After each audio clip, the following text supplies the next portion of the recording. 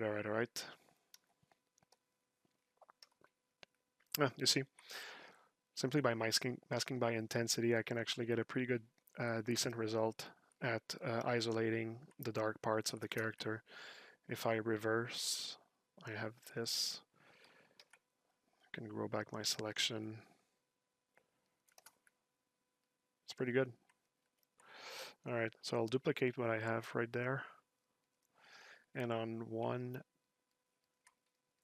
well, actually, before duplicating it, there are some parts that will not be cloth, and I want to get rid of those. For example, this.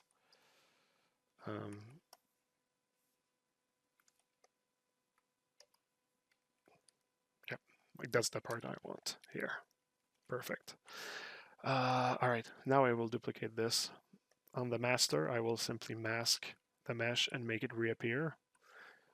I will make the master disappear, and on the duplicated part, I'm going to delete everything that is not useful to me, so everything that's hidden. So delete hidden. I'm going to need to get rid of my layers, not my layers, my subdivisions. And if I group by like auto group my polygons, I see that there's different polygroups for both of my parts. So now I can actually split those into two different polygroups and make this overall mesh maybe a bit lighter. That's the goal here. It's a pretty particular shape here. All right, and on our master, what I'm going to want to do is basically do a negative inflate of the clothing like this. And then I can smooth this so that the new subtool here doesn't have something under it. Like this. All right. Oh, and the bonus, I will also, oops. I will also color in green these parts here.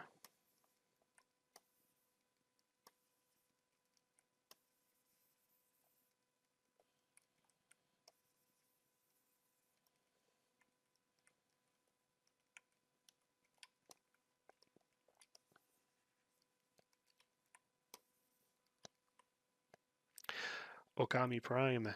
I don't necessarily do reviews, but I don't do them live, but you can always send your portfolio to our email address, and we especially look at portfolios when people are asking if they can work for us. You can always send your portfolio like for fun, even if it's just for us to look at. I can't promise that we'll necessarily like do a review as in um, like send you an email with our comments and stuff because we're extremely busy. But you can always send it, and at least we'll definitely look at it for sure. That's for sure. Um, I'll I'll write our email address. So that's pretty much the general email address to contact us.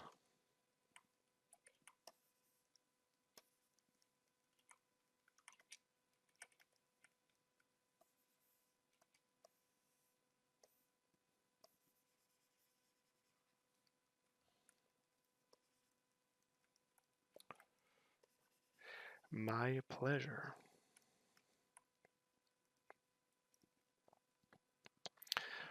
Okami Prime, are you in Japan?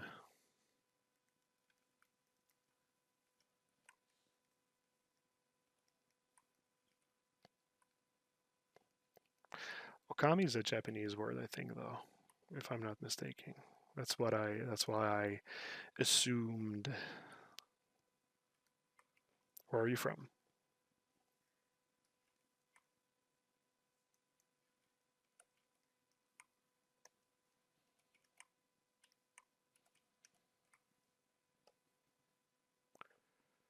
Kyrgyzstan.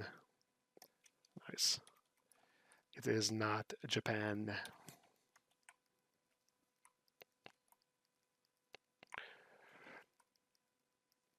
Here it's 9:15 at night. For you, I would guess that it's probably 8 hours more. Would that be right?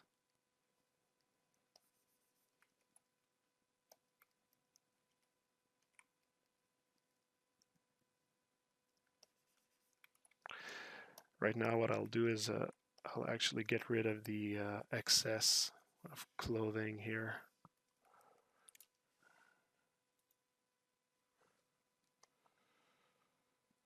Yes. Oh, nice guess. I guessed it. Yeah. Good. Perfect. My geography is not so bad. Not so bad. Um, Me, it's EST. Yeah, exactly. Eastern Standard Time. I'm in Montreal.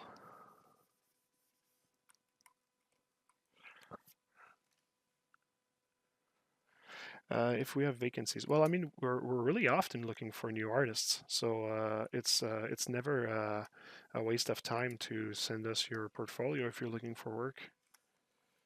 Like we do require a certain high level of skills because we work for company with like pretty serious projects, and but we're always interested in hiring new people to join the family and to help us work on great projects. So yeah, of course, send your portfolio.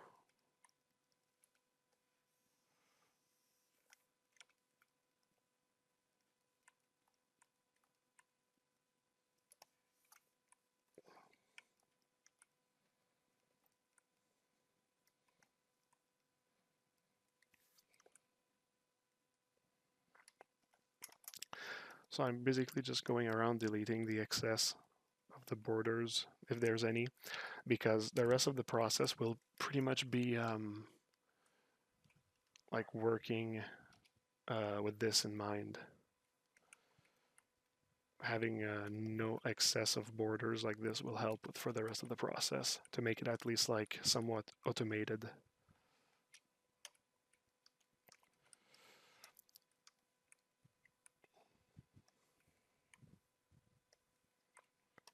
Just going to use a different color for what is still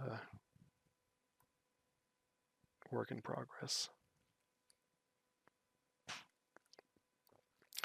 All right, so now that we have this piece here, I'll actually want to make sure that the borders are not so jagged. So I'll simply use group loop. Group loop's pretty good at making the borders somewhat clean.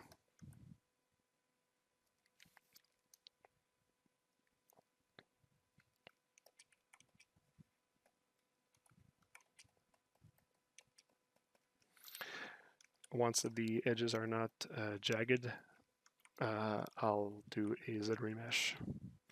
So I guess 1,000 polygons probably going to be good enough. Let's remesh this and see what it gives us.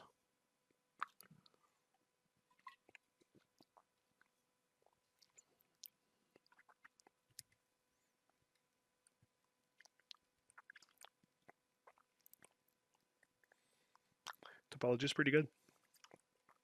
Thank you, Z remesh. Now that I have this, oh, that's a weird triangle here on the edge. Is it a triangle? Or is there like a edge hidden somewhere? Oh, that's weird. Okay, I'll just go in Zen Modeler quickly and use split. There we go. Now there's an edge.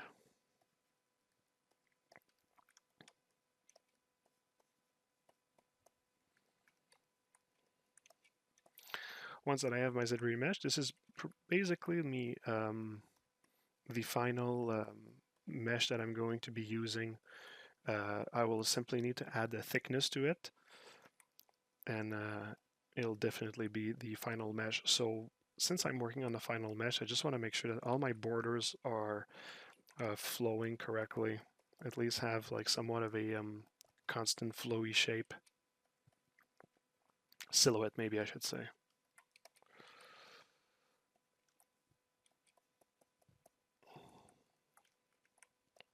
I'm using the move brush.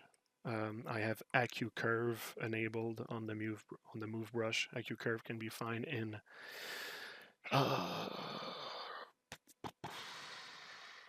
somewhere here. Curve, AccuCurve. There we go. I have it on a shortcut as well because I will often go in and out of the AccuCurve mode. And AccuCurve is kind of like a type of fall off for the brush.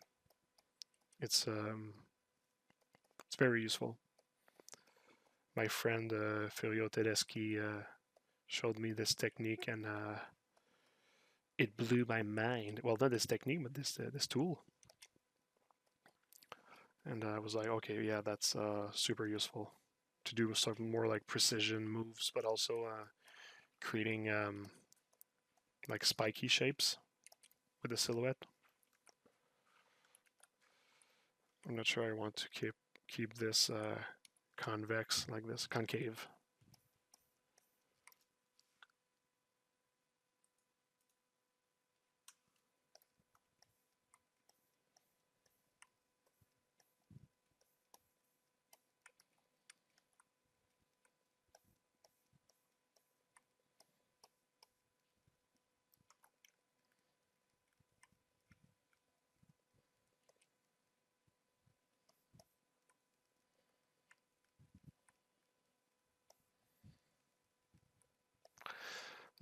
One thing that I didn't realize that I maybe should have done is keep a master, an untouched master of the mesh in case I previously worked on the, there we go. In case I've actually worked on some of the shapes and I want to get them back, at least I'll have this untouched master to get back.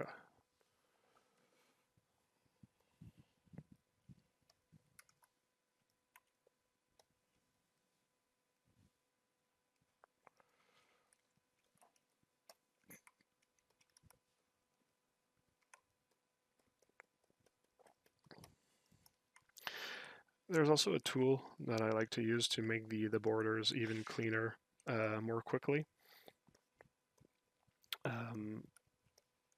But before I use that tool, I like to have some base already done of my silhouette because, thanks for the follow. And the reason is that I kind of like it smooth your shape a bit, and I don't necessarily like to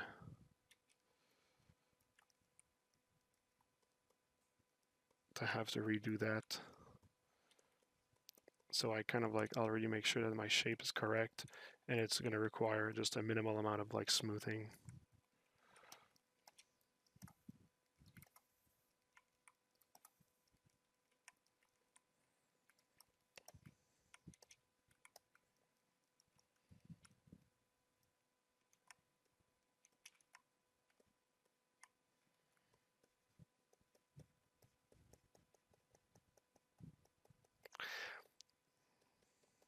It's a very kinky view right now, even for a robot. I am sorry.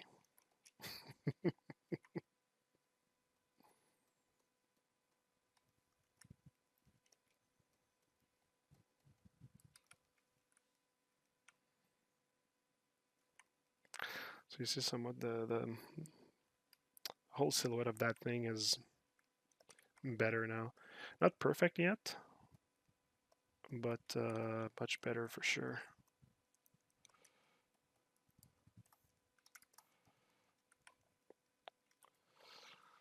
All right, I'll do the same for this part here. So group loop, Z remesh at even less than 1,000, let's say 400 almost.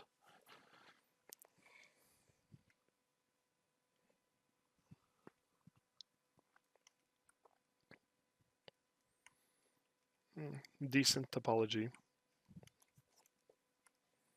I can work with that. And I'll do a bit of the same here. Just try to make sure that the flow of the topology is reasonable.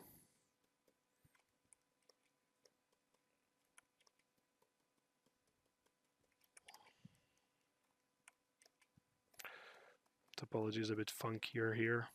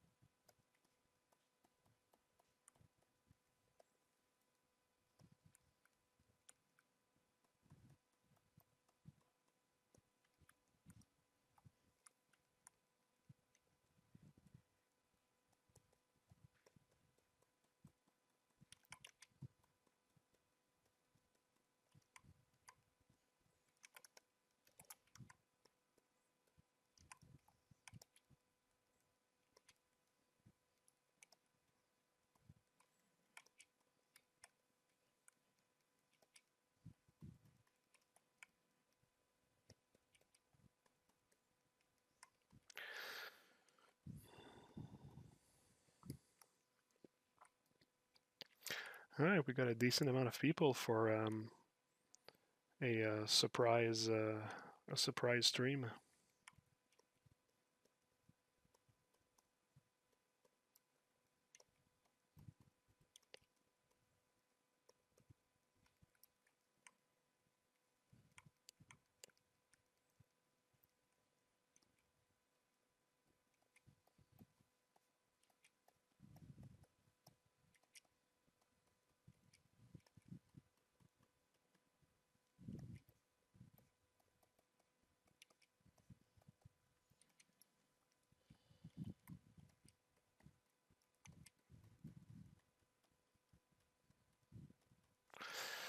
All right. It should be all right.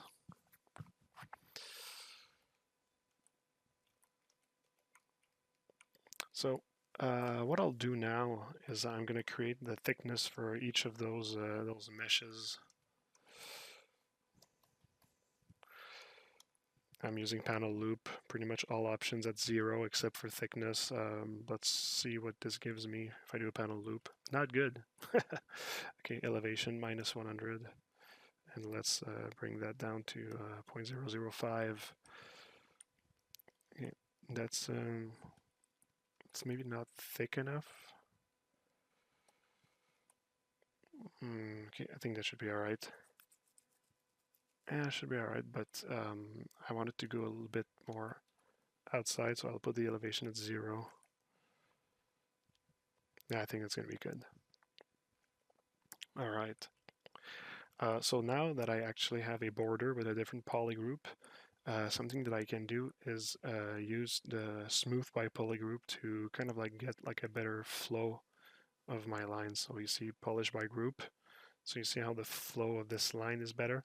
We lost our art edges though, that's the problem. So I'll need to do a group by normal to assign different polygroups when the angle is changing. Once that I have that, I can give them creases with the crease by polygroup. And after that, I can simply do a polish by crease edges. But I don't want to really change the shape of the outside of my my mesh, so I'm actually going to mask. Come on. Mask the inside, the outside, and polish crisp edges. Thanks for the follow. So you see how it actually smoothed all my shapes. Some of them I lost, which is not really good. So in order to get them back, I'll simply undo, store a morph target, and do once again polish crisp edges. And this time I can use my move brush sorry, my morph brush to kind of like morph back to where it was, the things that I might have lost.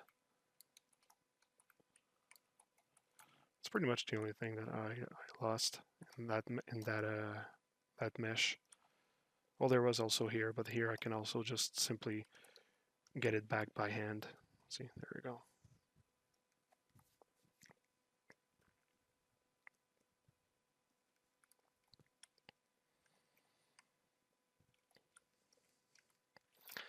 And yeah,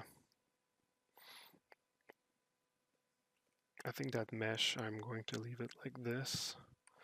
And the one just on top, this one, I'm going to do pretty much the same. Elevation 0.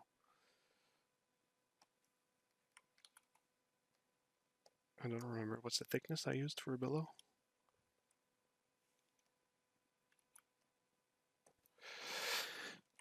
There we go. Group by edges. This one I'm going to need the morph target a lot because there's a lot of shape changes that I might actually lose with the polish. So you see, yeah, there's a lot that I'm losing. Oh, I didn't crease my polygroups. Yeah, that's much better. Okay. I was like, yeah, that's weird. It's weird that I'm losing this much.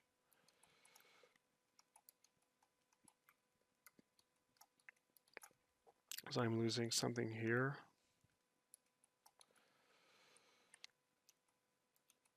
I'm losing it a bit all over here. So let's use the morph brush to get this back.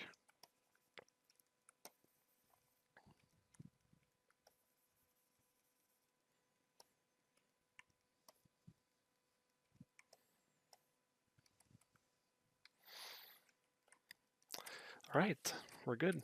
This mesh, I will also keep it as is, so I can actually start actually polishing it. So I'll give it the same color as the material on the legs here. Same material as well. Oops. There we go. To make sure that I actually have the proper result before doing a real subdivision, I'll do a dynamic subdivision. So right now it's a dynamic subdivision at level 2. I'll try to find what's the good smoothing crease. I think I actually don't have any crease that I use. Really? I'm at 0. That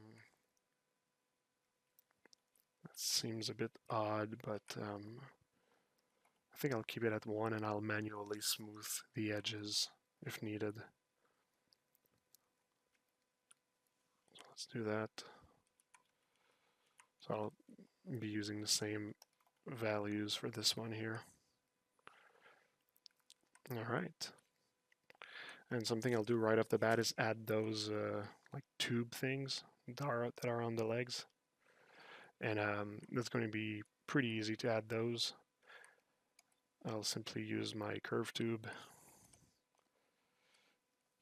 I just have to find the right radius. But if I start to draw on a change of polygroup, and you press shift, it's actually going to draw the line on it. Now it's too big, so I need to just find the right size for it. That might be too small. So I think 11 is going to be the sweet spot. It might be a little bit more too much inside of the mesh, though.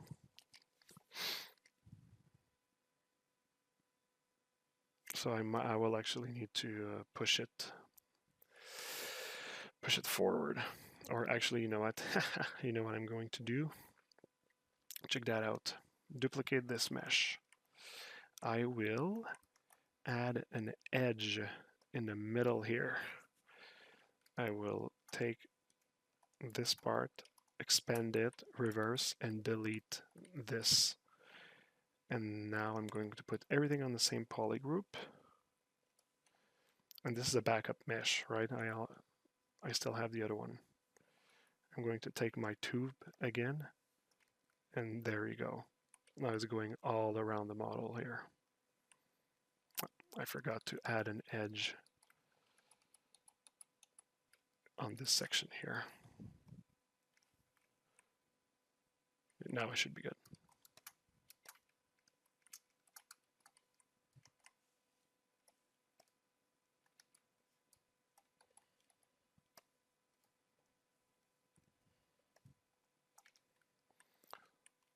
So I got those two tubes. I'll get rid of the mesh inside.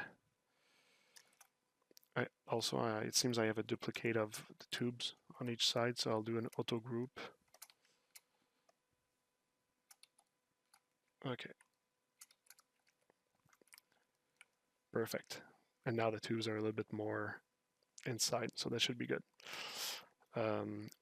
Are they the correct size, though? I think they could be a tad bigger. So let's put a dynamic subdivision on them and just do an inflate. Maybe a bit bigger.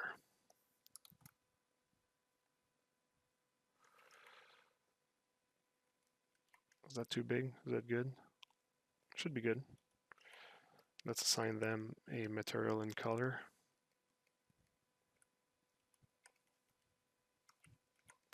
They might be still a little bit too much inside. I think I'm going to have to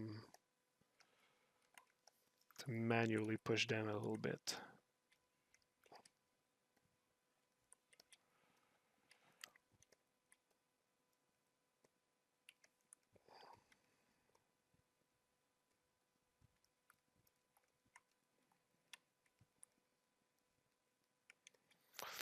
I might actually have the tube maybe stop around this section here.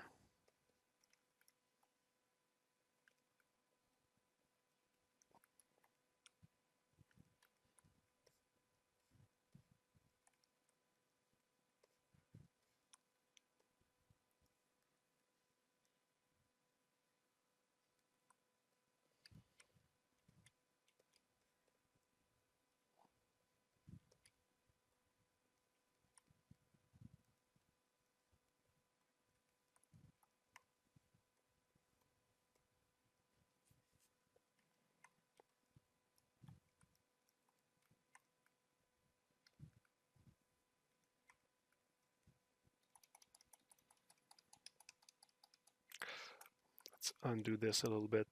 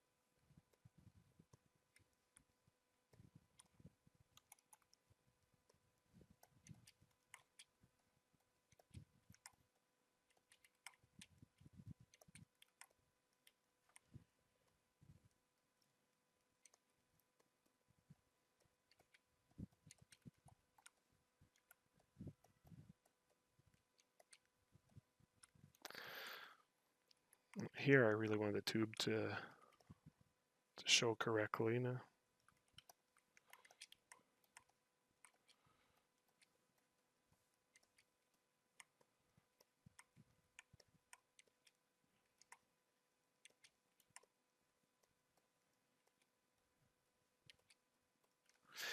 By the way, how's my sound since I changed the noise gate? Is it still good?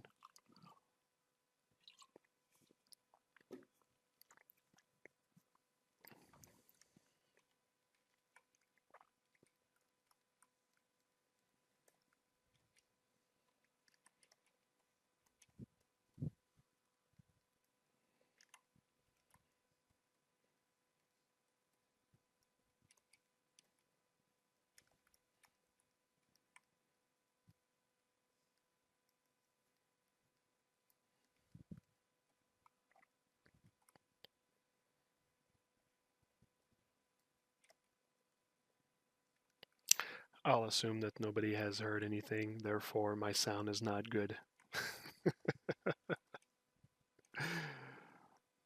But yeah, just anybody, just let me know how was the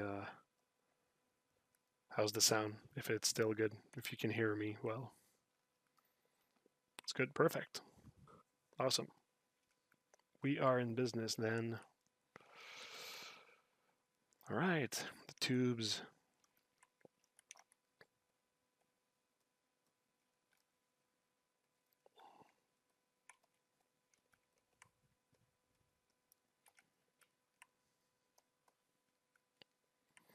Tubes are in. Let's do the tubes for the upper part now. I'll use the same little recipe.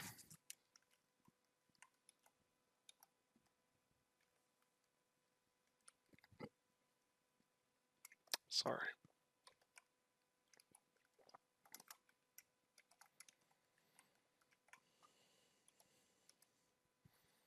I think the value of the tube was 11, but I needed to make it a bit bigger, so I'll go straight to 14.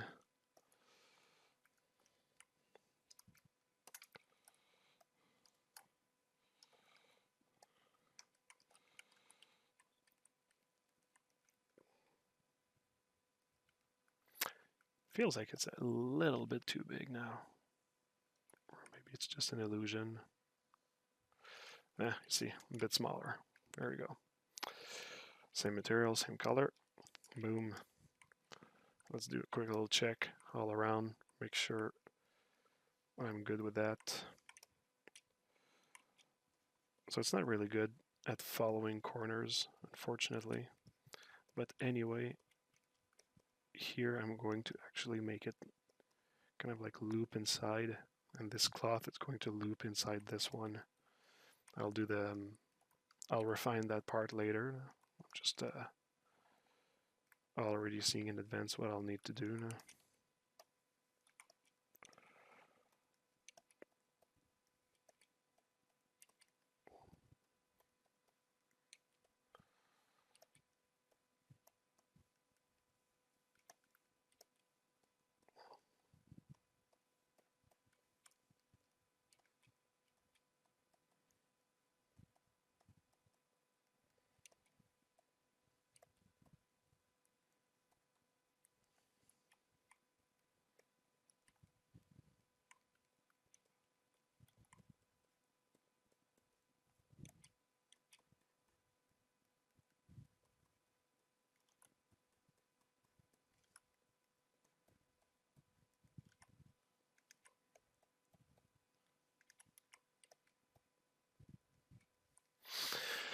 I don't really like the shape here after all. Maybe there's a way to kind of like make it more straight by removing the edges here.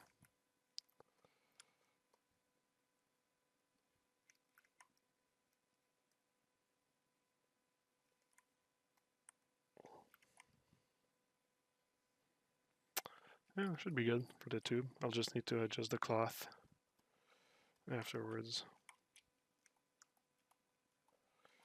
Can I just like clip curve it?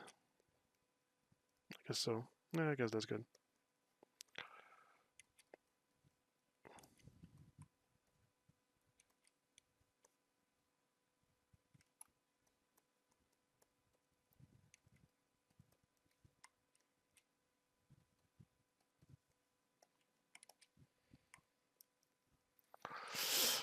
Kind of like wondering, like, should the cloth have been like over this part or under like the ear part?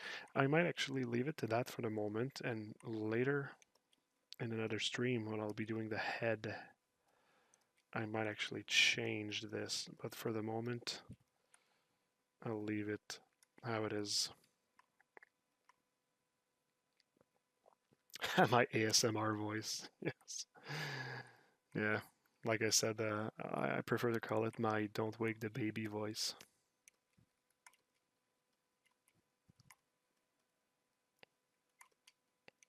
I'm like the opposite of a YouTuber with a super loud voice, trying to wake everybody up.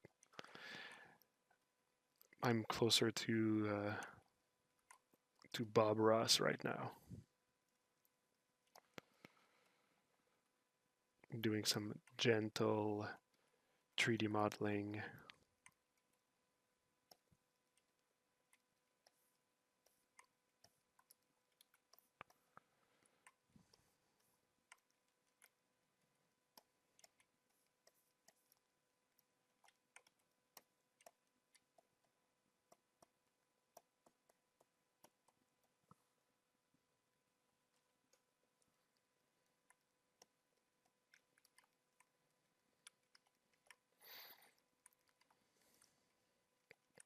All right, so we got the borders, we got the centerpiece. It's great. It's great. All right, I'll add some detail to the border, and it will be complete for the borders after that. I'll just add like those little extrusion thing here and there. Just a little detail for those pieces to not be like so empty.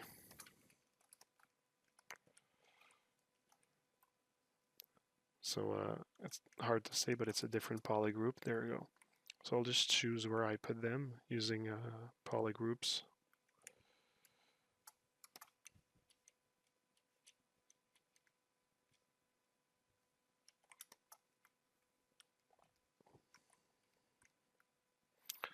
One there, one there. Don't need one lower. I'll have one here.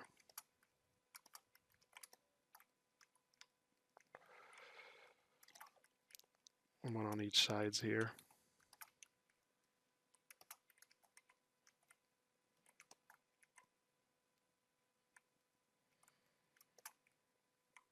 One here, and one a little bit lower here.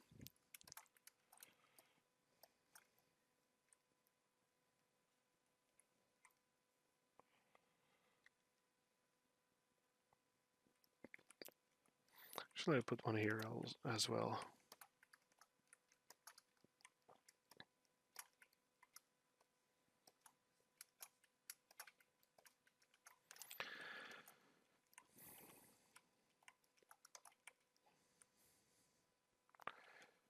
I will extrude those.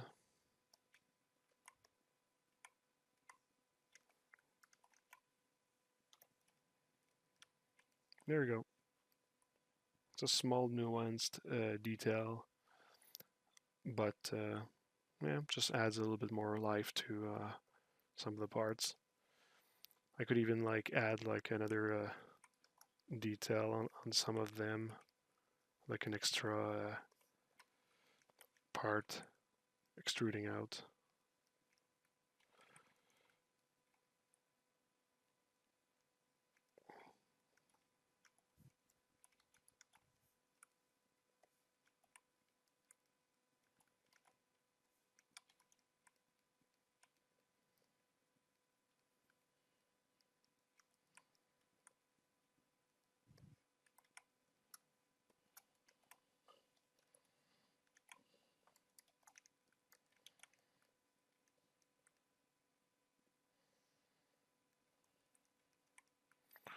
Trying to bring it closer to the cloth, though I didn't know it was going to be that far away.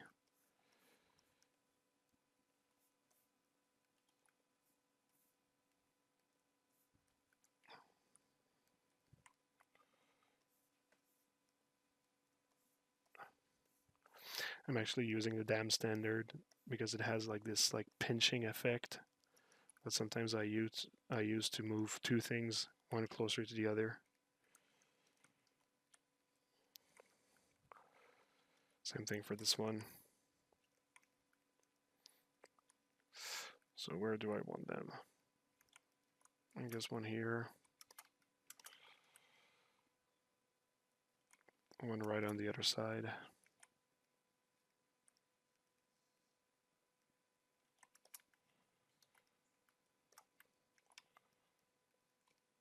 One here, one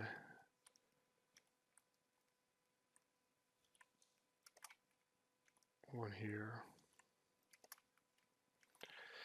Here. and here.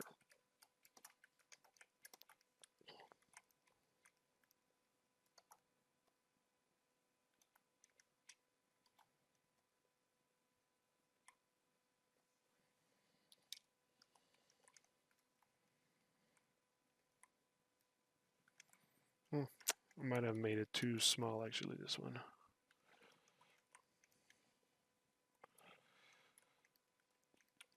There we go, that's good.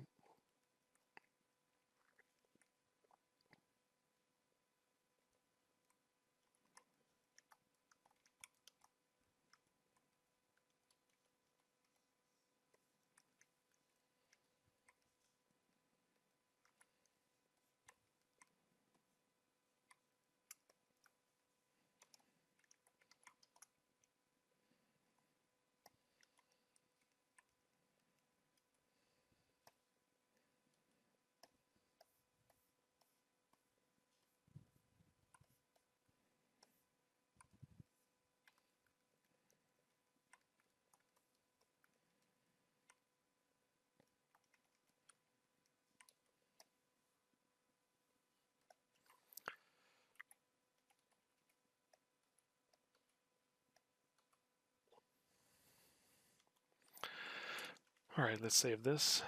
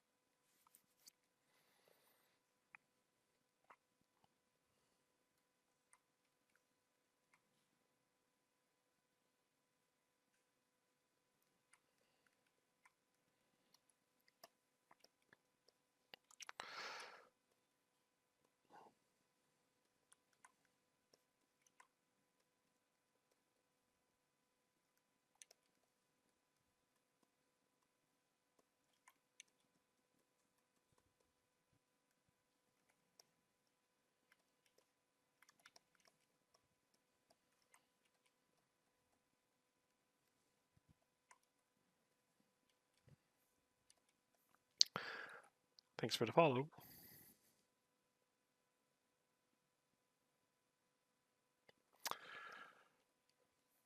Okay, so my mic is still not good after all.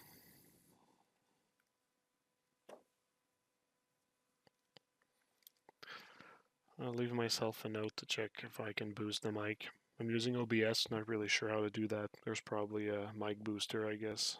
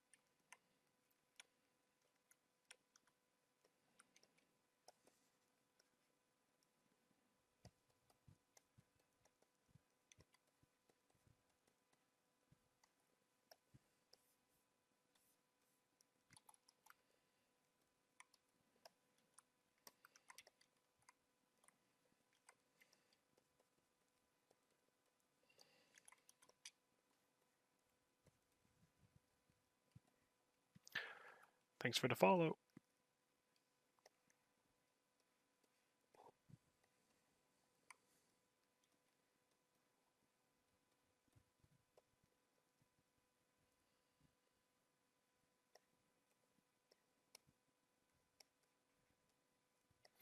And thanks for another follow.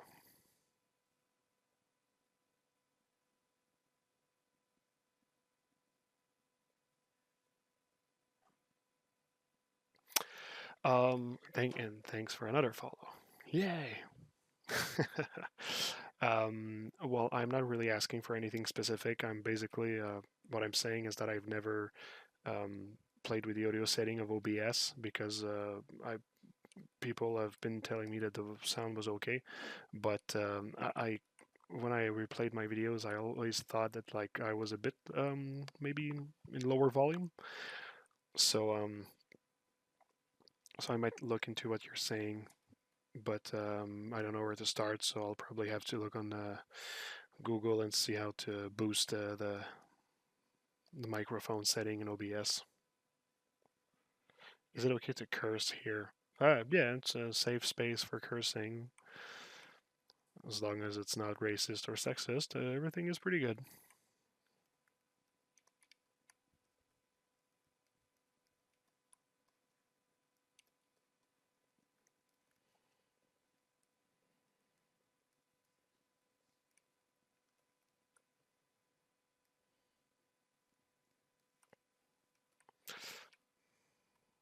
Hey, Minty Dreams. Minty Dreamy. So the borders are pretty much done.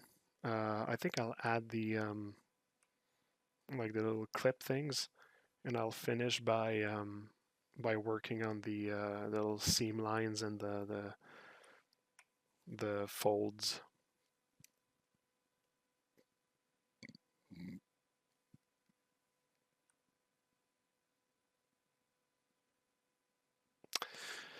I don't remember what's the that I used for those things. Thanks for the follow.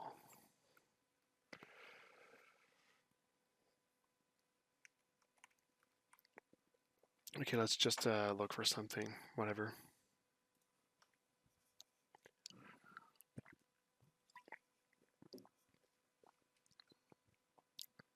I think it was this one here. Let's do a test and see if I get somewhat similar results.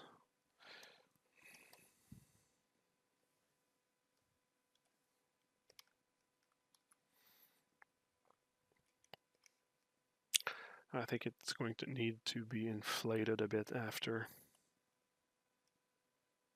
You see, I think that's pretty much the same.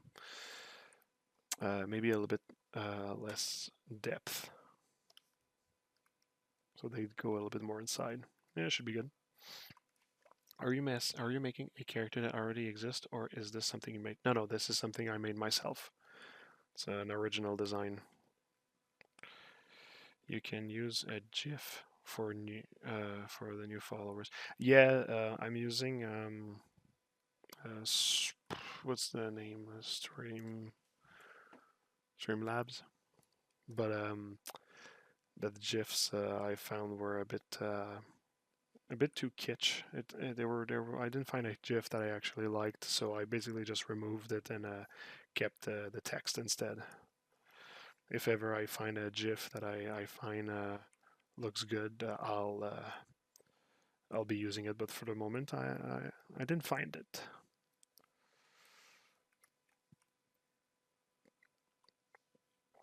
Thanks for the comment. I appreciate that.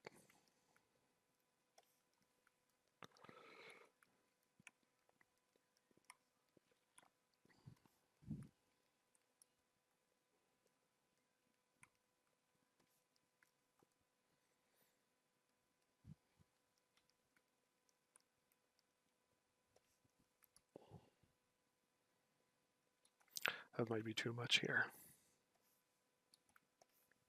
But I think here and here will look good. Or maybe just here. Yep. Just there. One there. One there. Let's go on the other one here. One on the clavicule.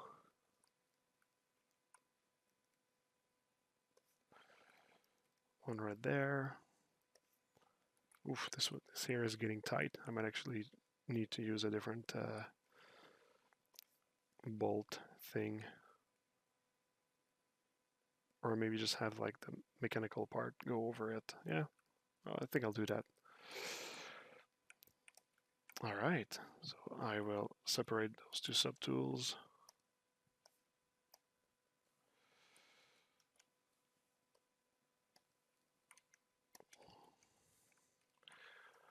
I'll do the little inflate.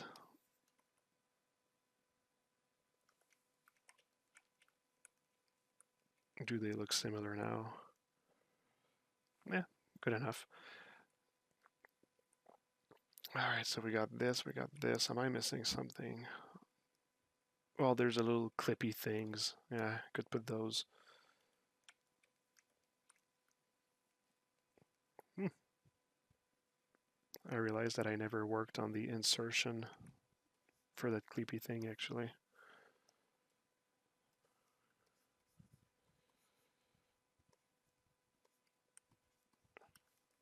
There we go.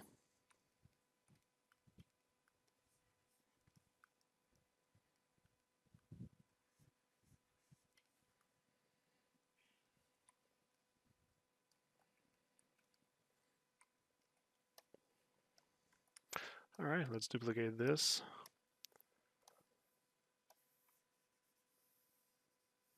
Bring it up here with the other details.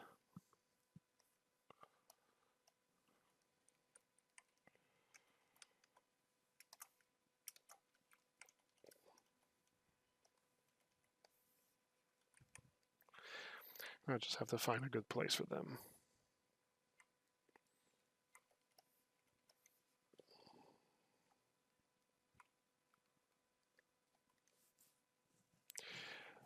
Thanks, Hugo. Really appreciate it. I've been working for a long time on that stuff, so I appreciate that you like it. And Revso, no, I have not used. No, oh no, wait. Medium, Adobe Medium. Isn't Medium the VR thing? I kind of like remember like seeing something called Medium. Maybe I used it before it was owned by Adobe. Is it the VR thing?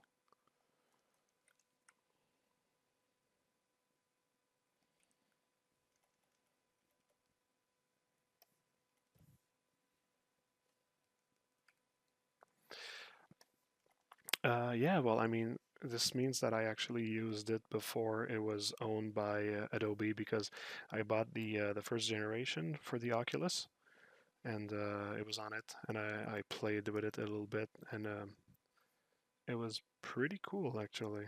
I remember liking it. I remember liking it, but I haven't done VR for a long time, and one of the reason is because I'm a father now, so got a bit less time. And the VR was, I liked it. It was fun. It was a cool thing, but it's really more like a hobby. I prefer to work at my workstation like this. The same way that I prefer to use an old standard controller rather than the VR remotes to play video games. And don't get me wrong, I actually had a great fucking time with um, with the Oculus. Like some games like Beat Saber or the Half-Life game was like super dope. Um, but yeah, no, I tried it a little bit, but it was just like pretty hard to do like some simple things, so I didn't really stick with it. I would be willing to try it again though in near or far future. I do have a couple of things that I wish that they would add. Maybe they actually already did add it since the last time that I played with it, but like I really need like some like kinetic like sensor or whatever, like something that kind of like makes you like fake at least the feeling that you're touching the material.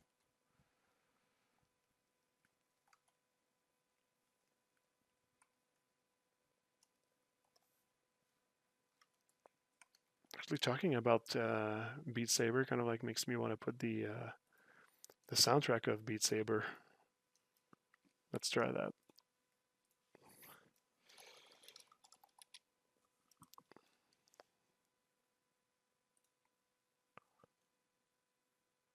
There you go.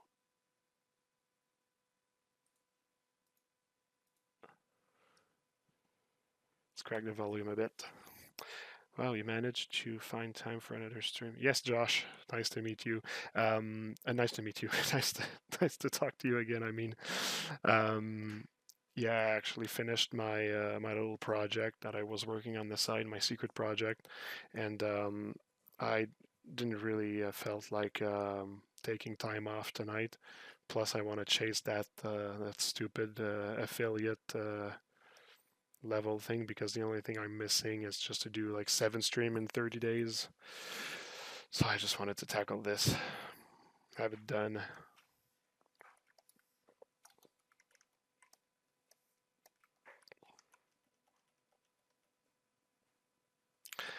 Yes, also I'm sure I'm not the only one that doesn't that have this request.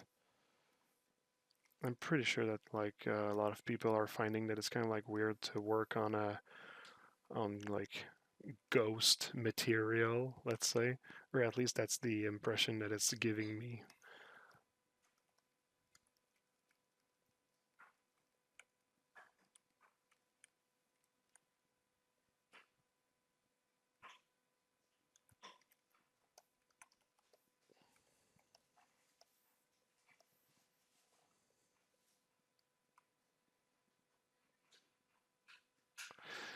The secret thing. Yeah, yeah. I can't wait to show people what it is. Like the only thing I can say is I'm working on the sequel for the Four Horsemen series. Like it's been like somewhat like semi announced officially, but like I'm due working with a partner with XM Studios on producing the Four Horsemen, the series of the Four Horsemen that I did. And for those that are curious, you can go look at my art station. Just look for Marco Plouffe, which is my name on ArtStation. You'll find all my work. You can see the Four Horsemen there, and I'm going to produce those into real 1/4 size statues. So very exciting stuff. I'm super looking for it, and I'm already working on the next series, which will be still in the universe where the Four Horsemen exist. So kind of like a continuation of the lore in a sense, and I'm pretty happy about the next series as well. And I have like a lot of other series that I'm working on. Well, from the same lore, actually. I might build on that lore and kind of like make it as vast as I can. And so yeah, that's my little pet project right now. Right, those clip things are there. And I think that now I can actually really start to work on the piece of cloth themselves. So let's save this.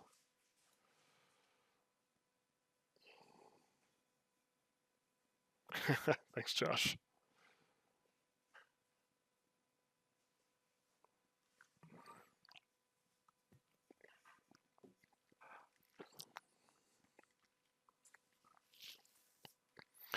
All right, give me 1 second. I'm just going to go grab something real quick and I'll be back.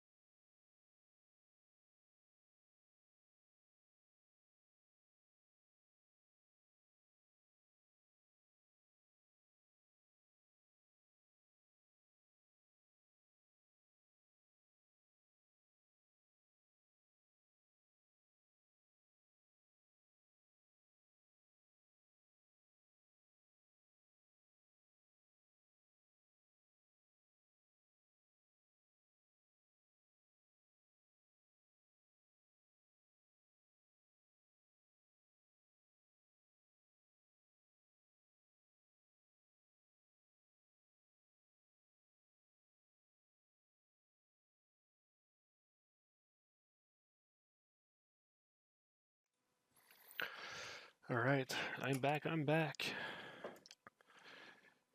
And for those who are sticklers for continuity errors, yes, I removed my sweatshirt.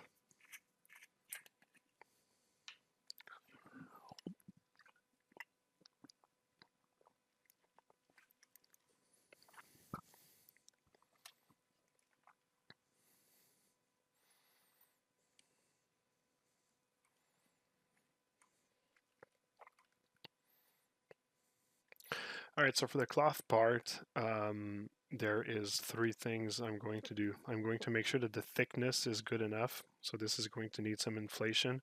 I'm going to work on the folds, and by folds I mean either like those like folds near the joints, but also like the like near joints because of the tension. And I'll be adding the seams with this kind of like pucker folding. Um, so basically, the first thing I'm going to do is I'm going to transform the dynamic subdivision into real subdivisions for both of the.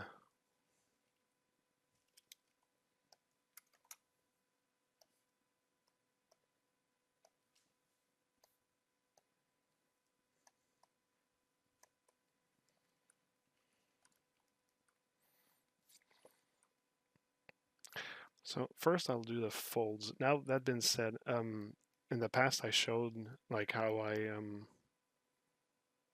did like those folds there using like a somewhat of an automatic like method or a little like trick. I'm not trying to make like magnificent fold work. I'm basically just trying to give like a sense of like the material here.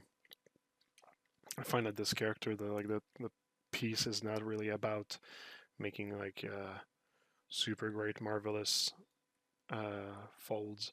So let's try to replicate kind of like what I did on this here and see if my little tool will work well.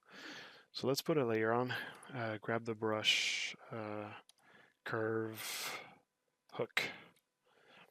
So curve hook and curve nudge is the two that I'm going to be using. Maybe only curve hook actually. Let's lower because 50 is pretty strong. And I might need to mask parts of what I'm working on, but basically like the idea of like what I'm going to try to do is, oops, it's not,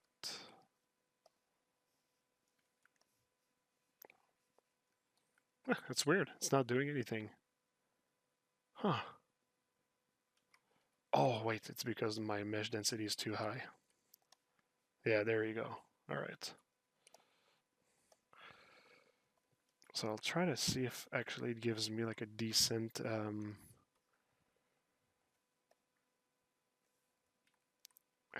like a fold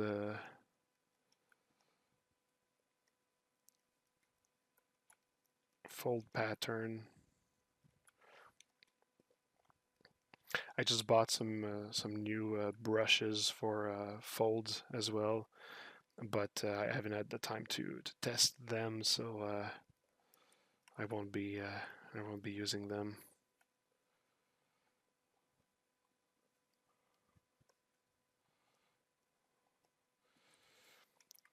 It's a bit intense. I'll try going one level higher. It makes them really much more wrinkly folds, which is not what I'm going for because this is supposed to be a thick material.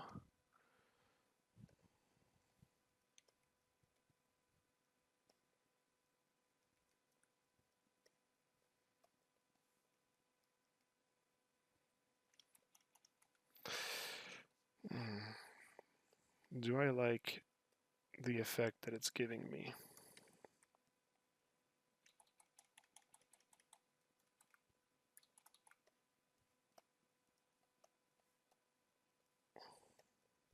Trying to compress like those two areas together.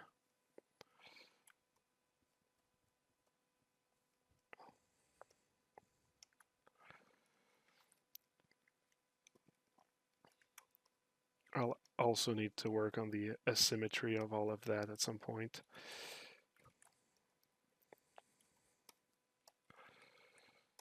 Oops, I forgot to save a morph target. I wanted to keep a morph target of the wrinkles because if I use morph target I can actually kind of like bring the cloth back to where it was in the areas that I might not want to have this much fold. And also, if it's really not giving me what I want, I'm just going to do it then by hand. I just like to experiment with this tool a little bit because I've actually been surprised by the quality at some time, or just by how quick you can do something like interesting.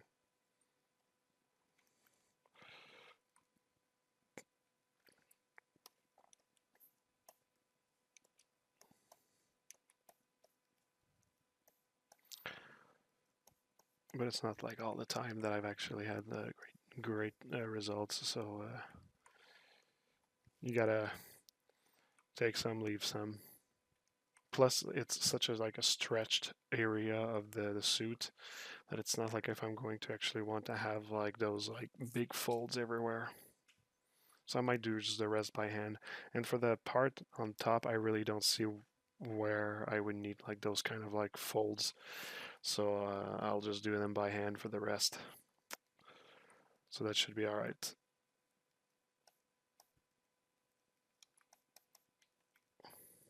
But it does work well. Like if you look at the I'll make the arm reappear for a second.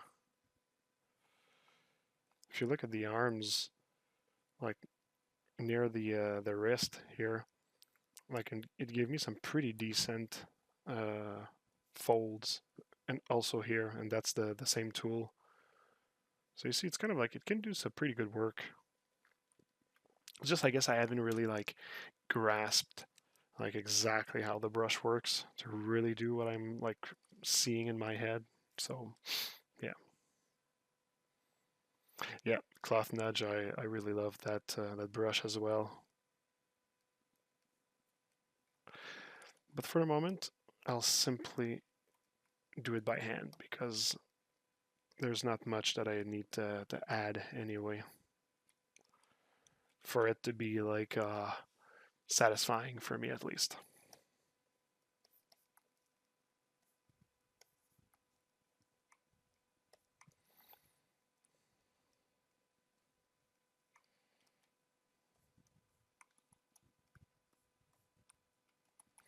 Oh, something I forgot to do. That's true. That's true.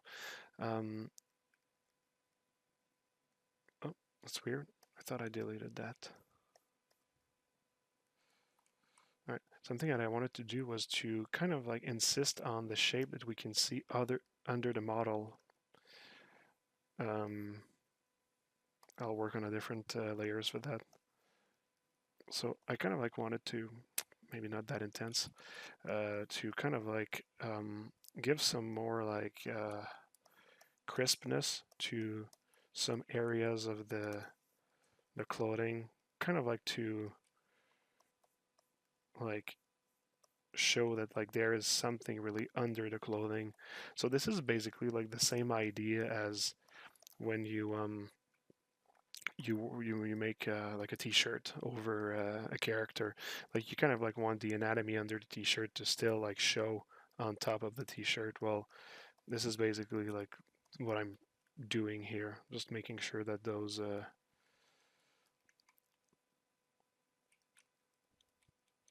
the meshes that exist, not the meshes, but the objects that exist under the cloth mesh are still kind of like readable from on top.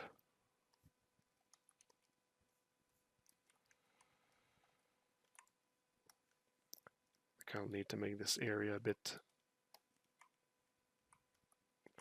maybe just a pinch.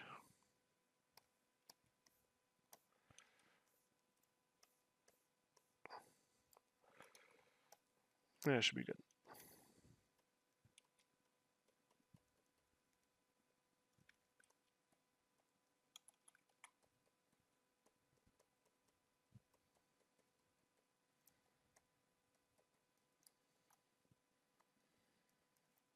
What's this gray mesh under? Oh, it's the tubes.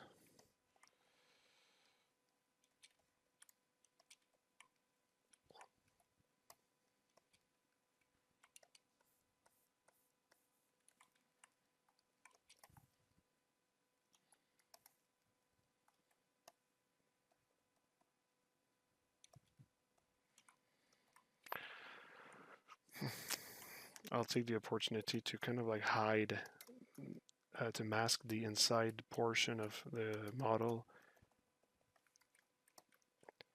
and kind of like push it inwards. And this is especially something that I do to make it more print ready. Kind of like getting rid of like possible like negative space in between the meshes. So I just give them like an extra thickness from the inside of the mesh. I'll do the same here on top.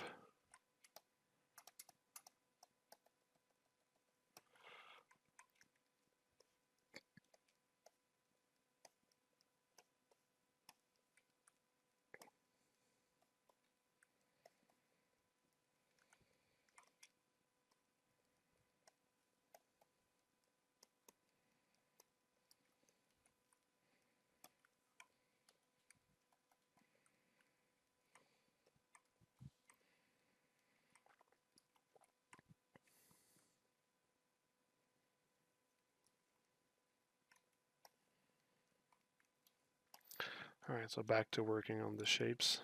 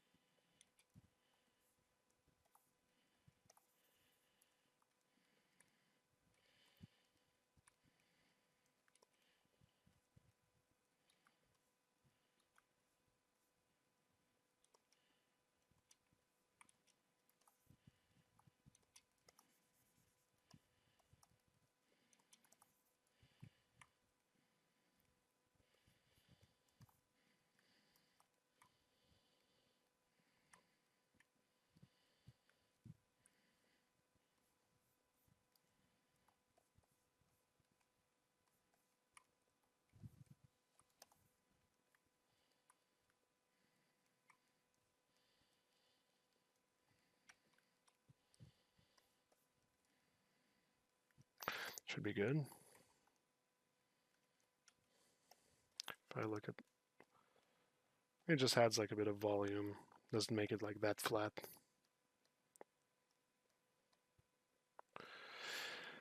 So we got this, back to the folds.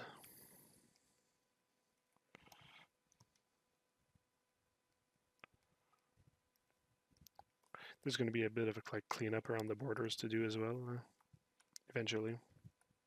Eventually soon.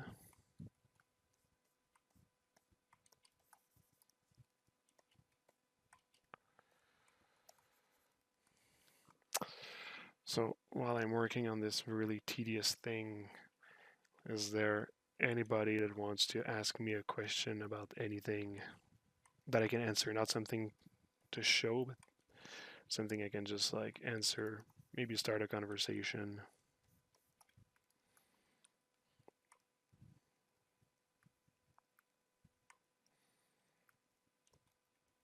It can be as simple as what my favorite color is.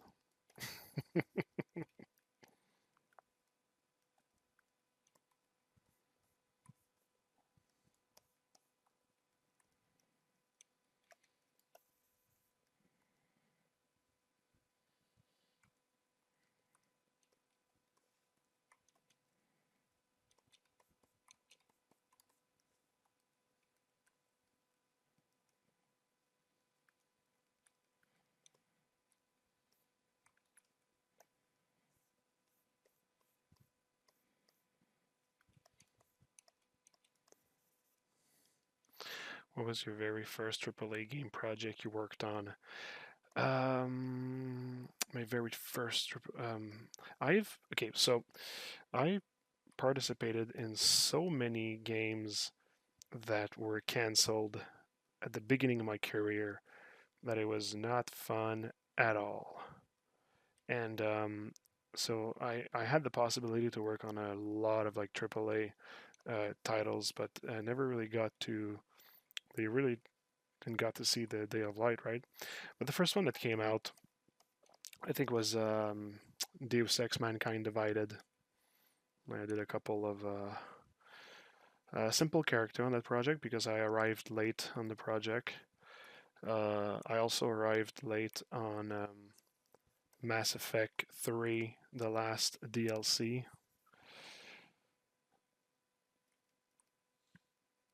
Those were pretty much like at the beginning of my career. Yeah.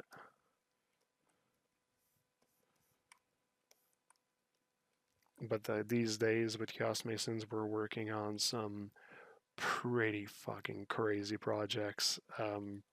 They're super cool. Like I cannot wait that we can like announce that we worked on those. Like some intense stuff. What are the three things that you inspire you to keep doing what you do? The three things that inspires you to keep doing what you do. Ooh, three. That's a big number. It's after two, right? One, two, three. Okay, three things that inspire me. Um, okay, well, one of them is really just like something that I've been always doing since I was a kid. Like I keep like having like ideas in my head and kind of like seeing them like like I visualize them a bit, but like I really do want to just like see them like on paper in order to be able to kind of like um for lack of a better word, like admire them, um and see like if like the idea in my head was actually uh was cool, really cool uh, when you put it into an image, right? Thanks for the follow. So that was one of them. It was pretty much just like this like child passion of just drawing the things I saw in my head and stuff. The other thing that drives me is um, you see, I kind of like want to say like getting better, but I don't like need to be better, or at least in some aspects. Like I want to discover like new visual style, new things to add to my arsenal. Like there's a few things I haven't tried yet that I'm like, oh, I'd like to do something like super fractal or something like that. Like I have like some pretty good like references on the side that inspire me that I'm like, hey, you know what? One day I'll try something like that. So well, right now with the insectoids that I'm working on, the series of insectoids, it's the opposite of like I'm doing the opposite of what I was saying because I'm me working on the insectoids is basically me just like going through the motions of a style that I've well elaborated and did many times already. So me doing that is basically more of like an it's not really an exercise, it's more just like once again, for lack of a better word, speed sculpting. It's not really speed sculpting because I'm taking a lot of time to really polish this. It's not just like a quick shape or whatever. Um, uh, but um, but the idea why I said speed sculpting, it's because the idea behind speed sculpting is like you don't get the chance to study anything, you don't get the chance to explore anything. You basically just like go through the motions of something you've known how to do like your own life, your whole life. Well, that's not exaggerate, but like for a long time. And that's pretty much what I'm doing right now. But there are some stuff that I still want to explore that I'll do like on like some more secret project where I really want to let myself the time to look at something, digest it, uh, try something. So yeah, so that would be another one. So it's to still discover like a few things, especially when it comes to art direction or whatever. And number three, what inspires me to continue?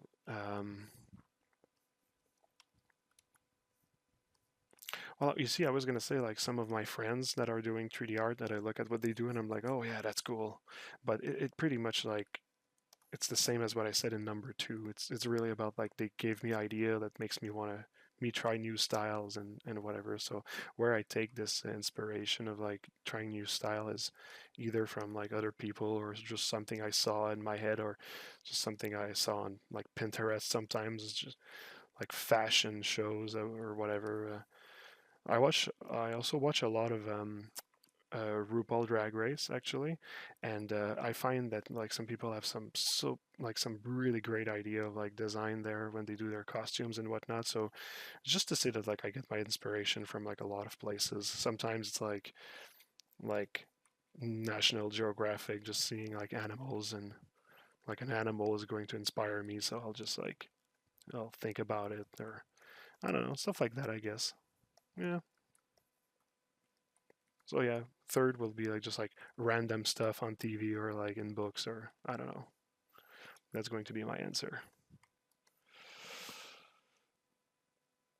Yeah, so many secrets, Josh. I was looking at your other stuff and I really like the Bloom series you did.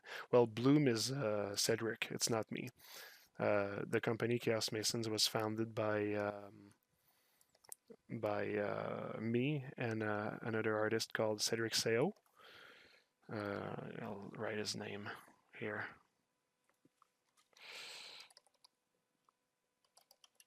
You can look for him. That's the that's my business partner, and he did the Bloom series.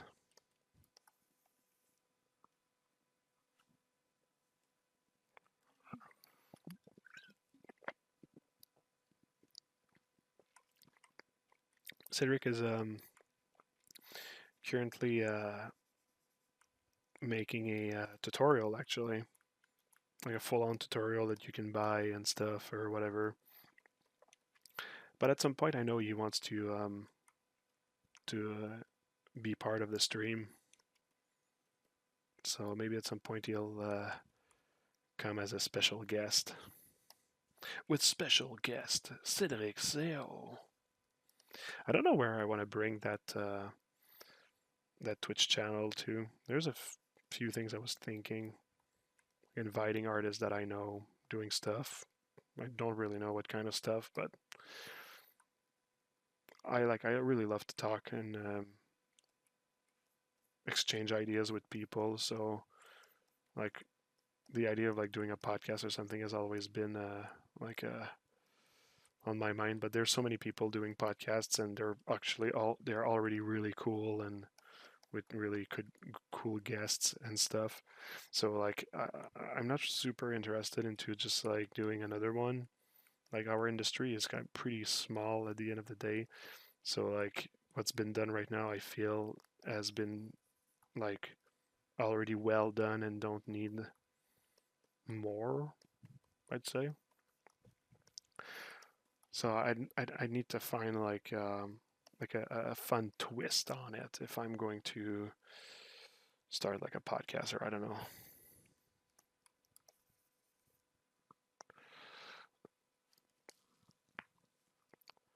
Pog. Pog. Looking forward for it. POG Pog. Sorry, what's Pog?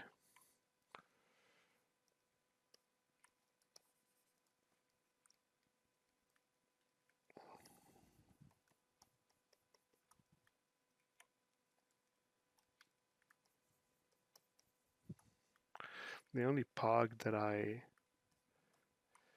I know is the things that we bought when I was a kid, which were called Pogs.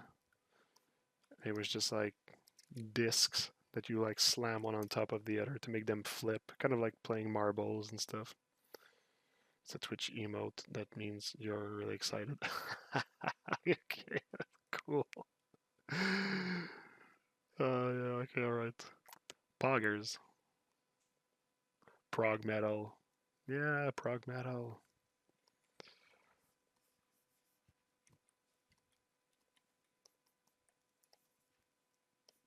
I was listening to that prog metal band like years ago, and I realized that he came out with a new album on Spotify like a couple of years ago. I just started to use Spotify, and I was like, "Oh shit, they came out with a new album." The name of the band is called Sixth, Sikth. It's I think they're from the UK, and it's pretty cool. Pretty cool. It's pretty jazzy, not jazzy in terms of like saxophone and stuff, but more jazz in terms of like chord progression, time signatures. Like it's really funky, and it's pretty good. Sixth came out with a new album. Haven't listened to it yet, but I'm sure that it's good. Another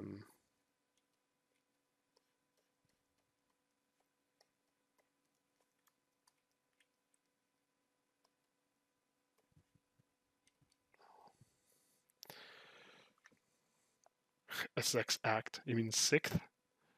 Yeah, it's a pretty violent one.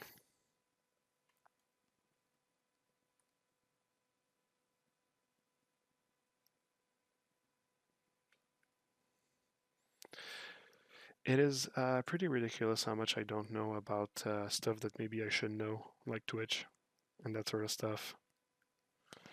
Kind of like learning as I'm doing. Plus, I'm a super bad audience. Like, I don't like really go and look for things. Like one of my friend was like, "Oh, you should like before starting your podcast, your Twitch, you should actually like look at like what other people did." And I was like, "Oh yeah, it's a good idea. I should do that." And I never did it. I never did it. I'm just like so caught in like my own like routine of my own projects, taking care of the company. Taking care of the company is a full time job, let me tell you.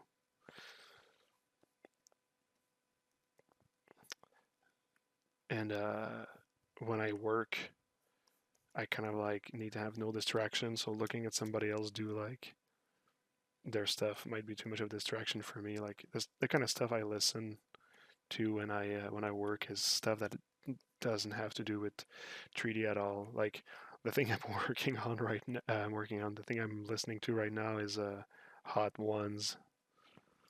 First we feast. Hot Ones. Watching Silleries eating things they can't handle. It's pretty fun. Christians are good. It's like to see. It's fun to see people in distress, like without it being like something tragic. It's just like spicy food, but it's pretty fun.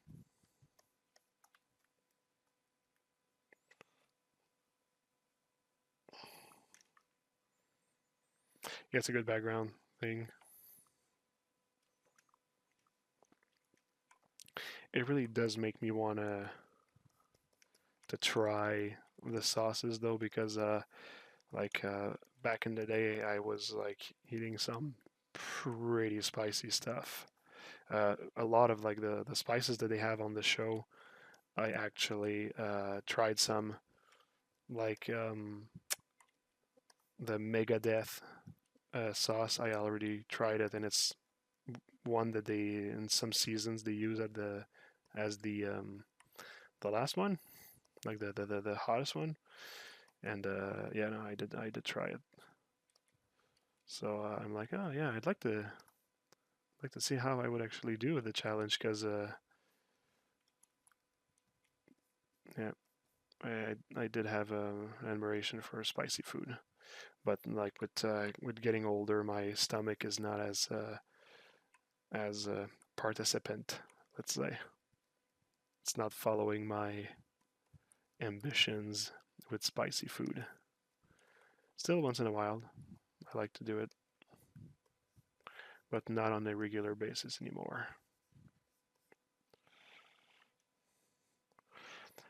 The bomb, I haven't tried this one, but it looks pretty tragic.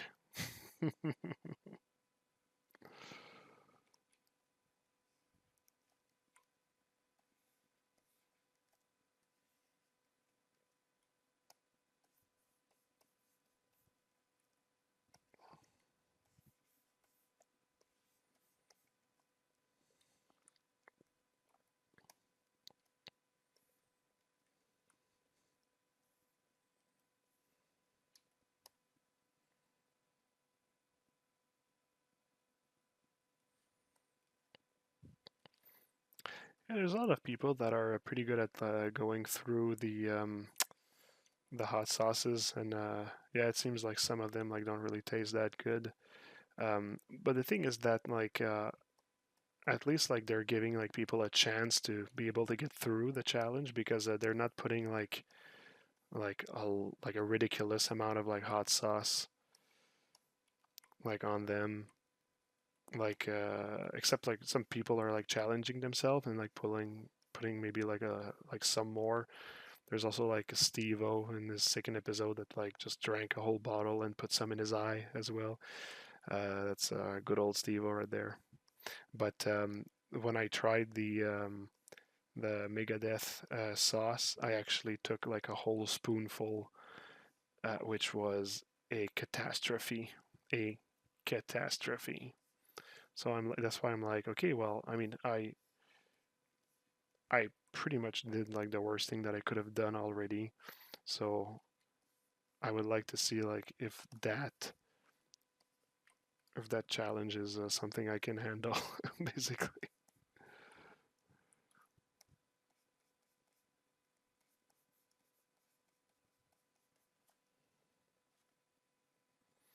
Yeah, I put some in his eye. I'm just like, why, dude? Like, kind of, I kind of think that like you could lose your eyesight with like hot sauce. But then again, I mean, it's Steve-O, so what do you expect? The guy's immortal.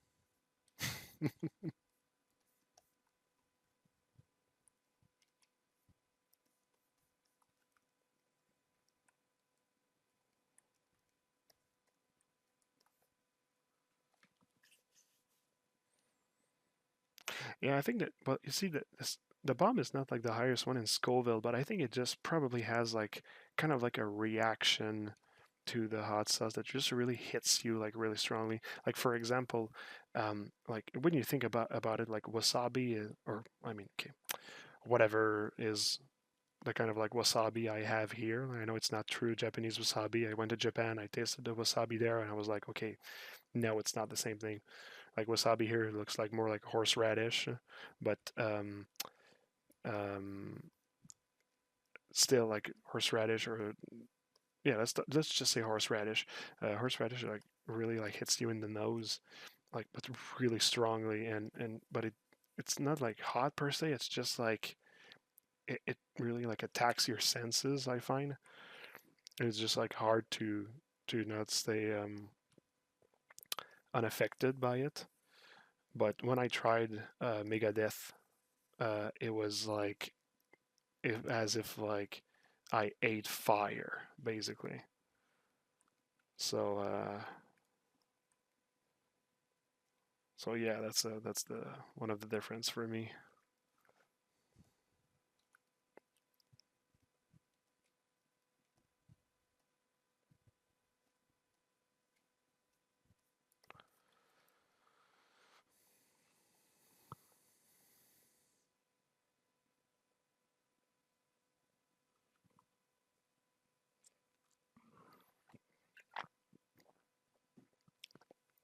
What you're saying about Stevo that he actually has like something in his throat to help him talk.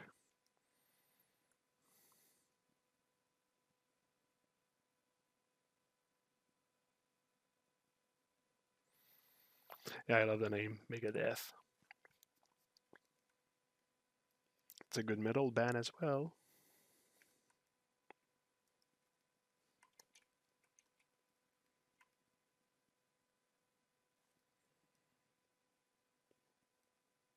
Okay, I think it's going to be good for the starting to get good for the folds. Maybe had a little bit more like here and here. And I'll add some in the middle of the shapes also for asymmetry as well.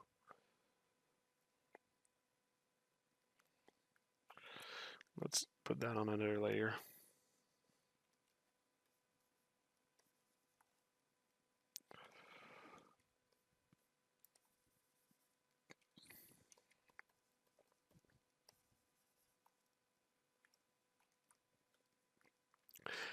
I wonder what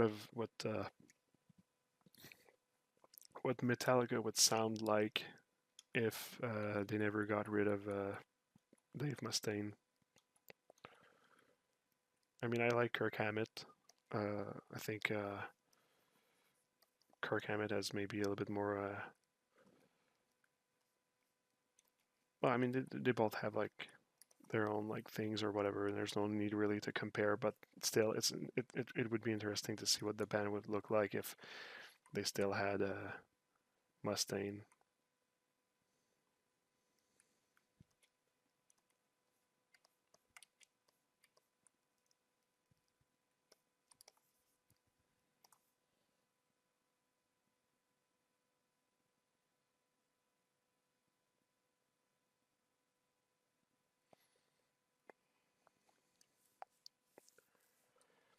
Well, he certainly talks like somebody that has like a throat issue of some sort. But like you see, like I really don't know. Like I don't really keep informed with the news and stuff. But I really would have just like assumed that it's something like he hurt his throat and it basically just like ended up sounding like that all the time, or I don't know, substance. Don't even know if he's into that kind of stuff, so hard to say. Plus, I'm trying to not be too judgy about it.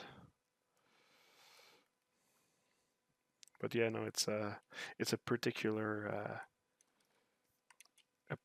tone of voice that's pretty interesting.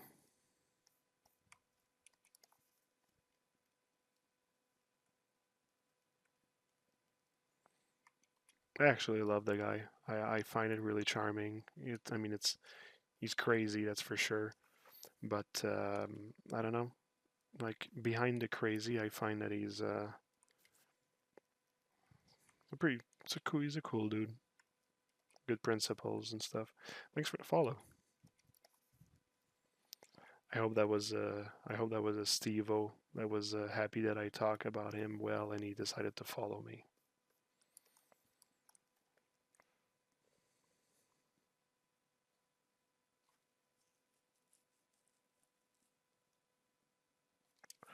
Hey, thanks a lot, N17M. That's a nice compliment. Thank you a lot.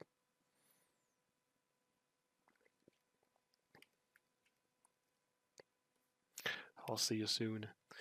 Voxel Forge, yes. I also heard that it's it's crazy to think that he does not need drugs or alcohol to continue his insanity.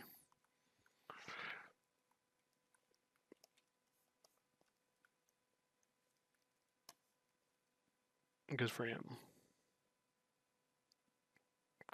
Pistol Pete, mon cher ami, j'espère que tu vas bien. Alright, I'll tell Cedric he's 11 on 10, which means better than me.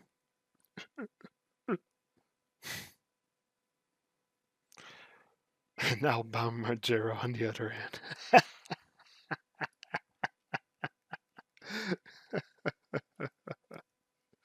Oh boy, man.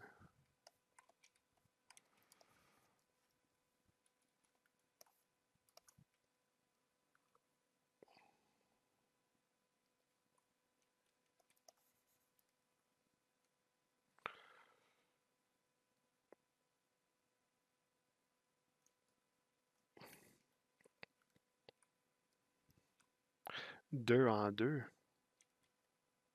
The fuck you're talking about?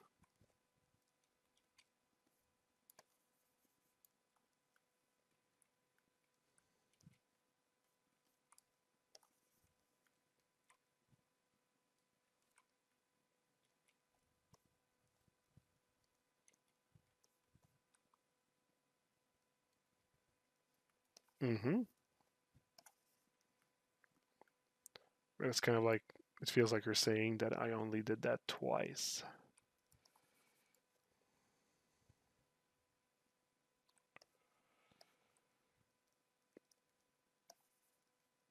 It's like my 10th or 11, 12th time. Or maybe I just don't understand what you mean, mon cher ami. Hey, let it save.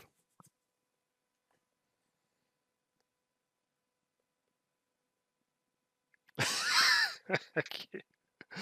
Always shuck it tight.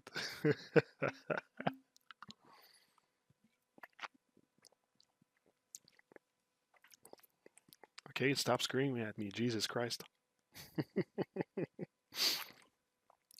Yeah, 2 days. Trying to get that sweet, sweet affiliate level.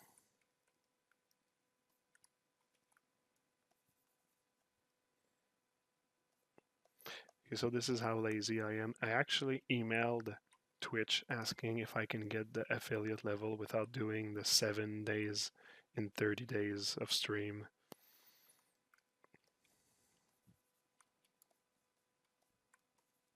And basically, they told me what I already knew, which is that I'm not special, and to work for it. And I was like, yes, you are absolutely correct.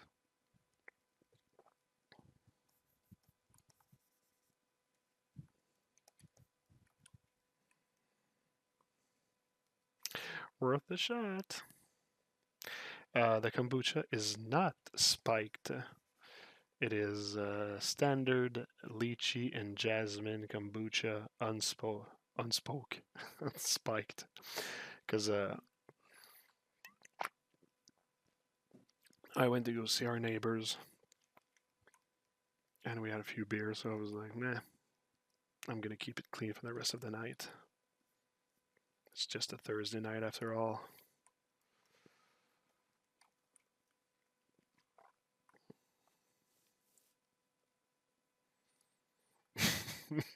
Yeah. Voxel Forge. Yeah, it's. Do you know who I am? Like, no idea. Okay, bye. Oh, good for you, Pete. That's very good. That's very, very good. All right, am I done with the folds on this on this piece at least? That was like the biggest. It's the most time-consuming part is doing those fold things here, but the rest is gonna go pretty quickly. Yeah, let's work on the folds on the upper part here.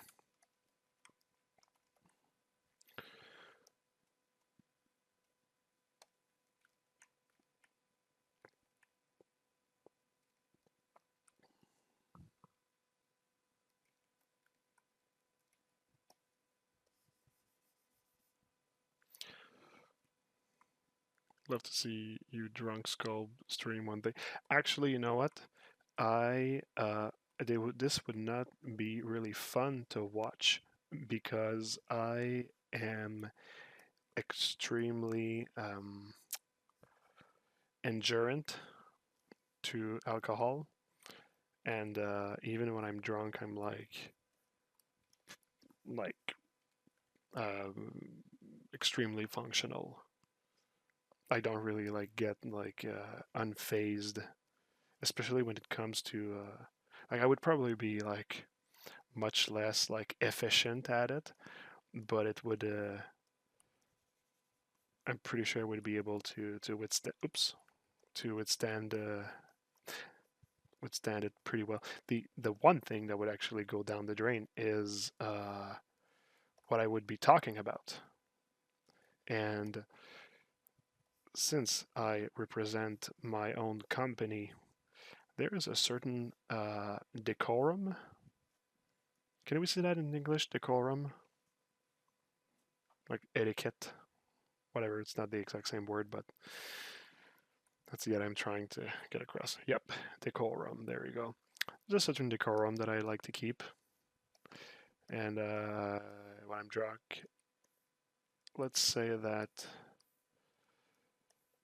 some things go out the window that could be not very professional. So nothing bad, nothing mean. I'm not a mean drunk. happy drunk. And I'm not a racist or sexist douchebag, so nothing really bad comes out. But I don't know. I mean, Pete, Pistol Pete, has been my friend since a kid. I'm sure he'll vouch for me. Actually, no. You know what? Never mind that. I'm sure he's going to say bullshit stuff about me, so don't listen to him. Do not listen to anything that this man is saying. Pistol Pete is not to be trusted when it comes to talking about me. Yeah, yeah, you're watching me.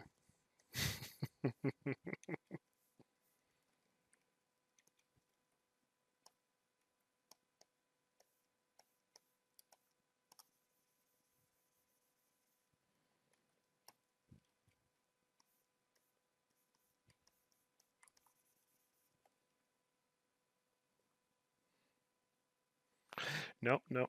Wrong, Josh. Not the guy to trust.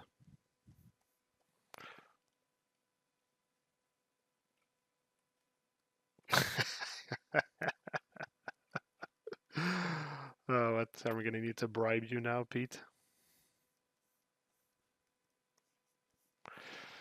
I mean, at the end of the day, what could I give you that you don't have already, eh?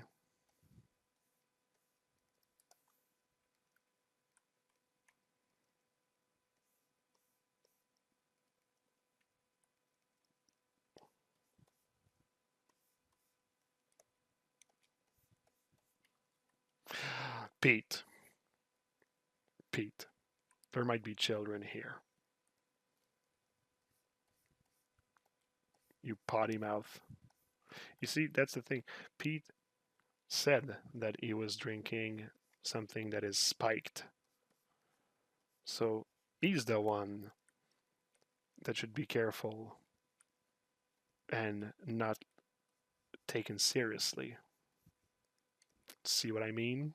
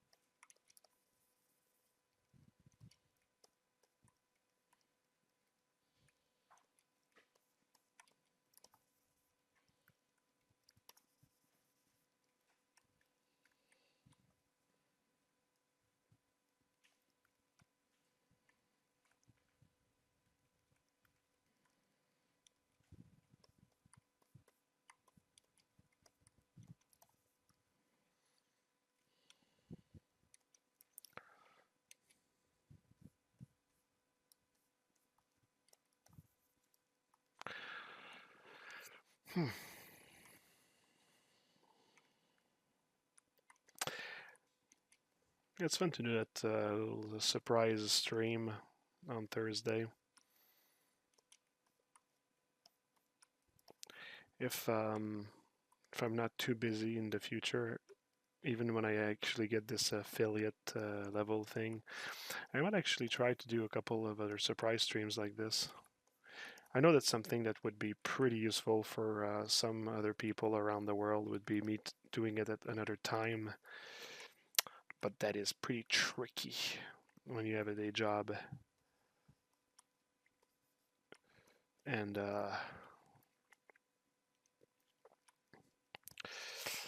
when you have a day job and other obligations in your life. But it could be good. It could be cool. It would be nice to figure out something. I mean, at the end of the day, I mean, I'm the boss. So maybe I can work something out. Like on days that are not like super busy. Like Fridays are usually not super busy during the day, I mean. But then again, Friday during the day is Friday night for people in Europe. So don't know if like people are watching 3D streams on Friday night.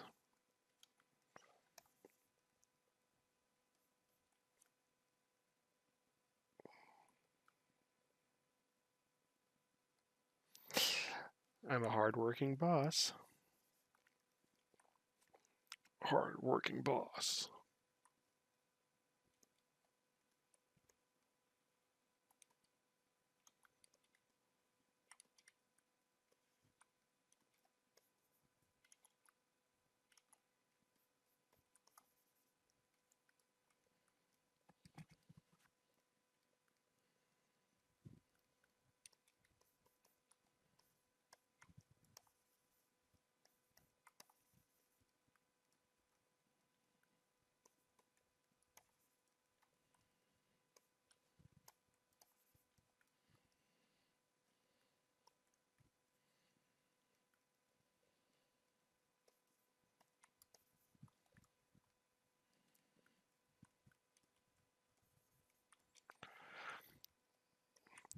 I'm not sure if I'm going to be using, like, keeping all those folds, but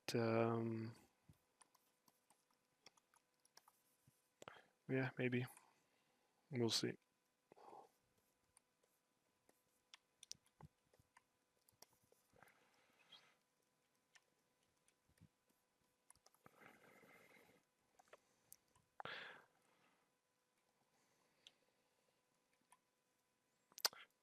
I think I could leave it to that for the moment, actually.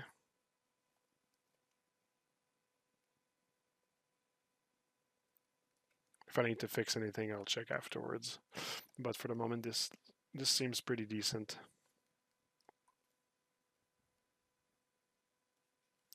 So I'll simply collapse all my layers because I'm ready to commit to having this here.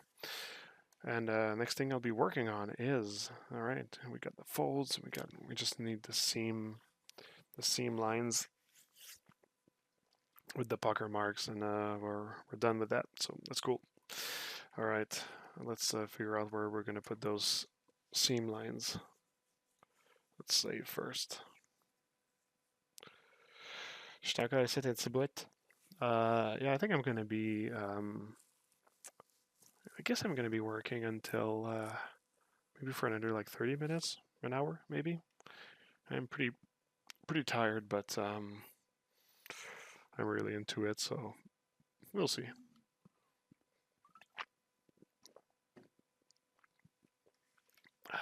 Parfait.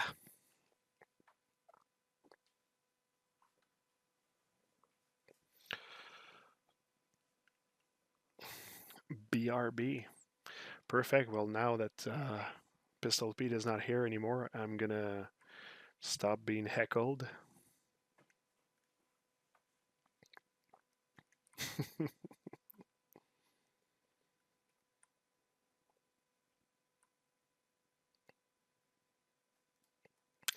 I said it a couple of times, but it's worth saying again.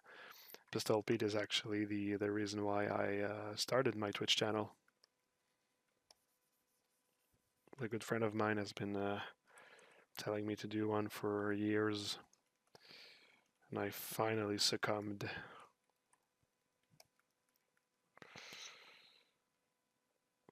Yeah, maybe he's gonna he's gonna come back with a vengeance. What would be funny is that he actually just like I just see my front door opening and he just like slams in. That would be heckling level 9,000.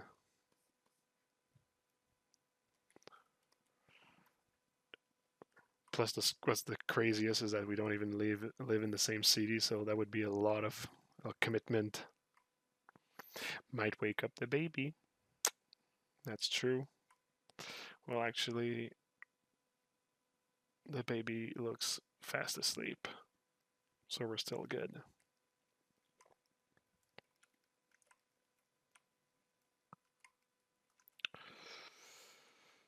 Alright, let's save again for a second. Let's change the music. What are we listening to now?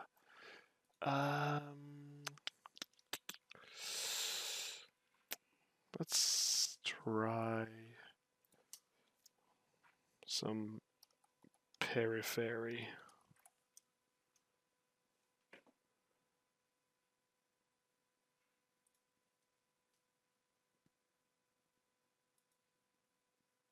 Yeah, let's try. I don't know if it's going to be too intense, but might wake me up a little bit.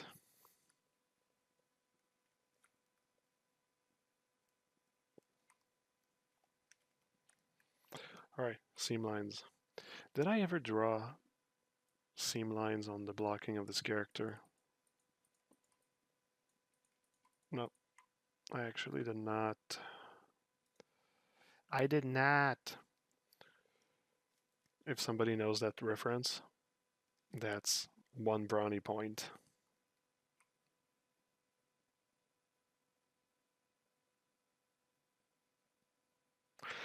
I'm not going to listen to clown core or bird core or anything like that. I can visualize in my head what it is, and I'm not interested for tonight. Maybe another time? Oh, hi, Mark. All right, good. Good. Voxel Forge, you got it. Clown core, if I know what it is, it's probably the same as bird core. So, extreme grind metal music with like clown voices, like clown like whatever.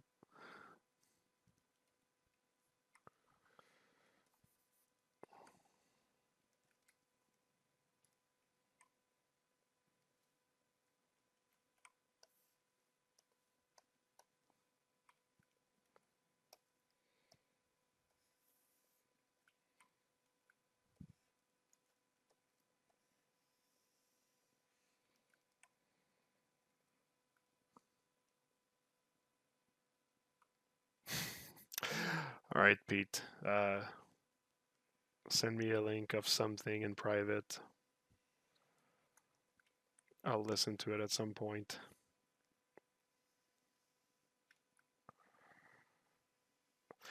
By the way, Pete, I don't know if you were there when I was talking about that earlier, but I don't know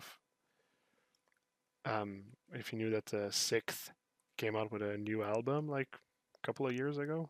I didn't even know.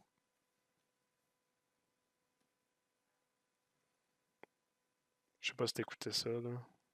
Ou c'était juste Alex, là. En tout cas.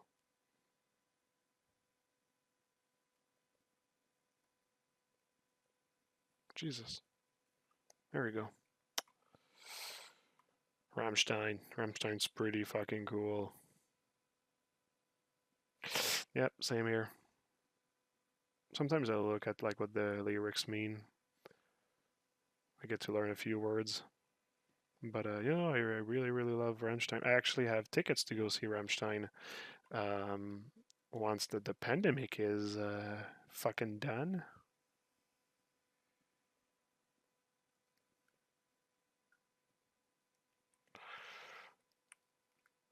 Does that look like an inverted penis?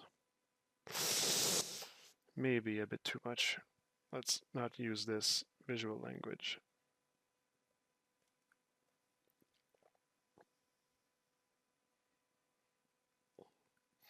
Yeah, it's better.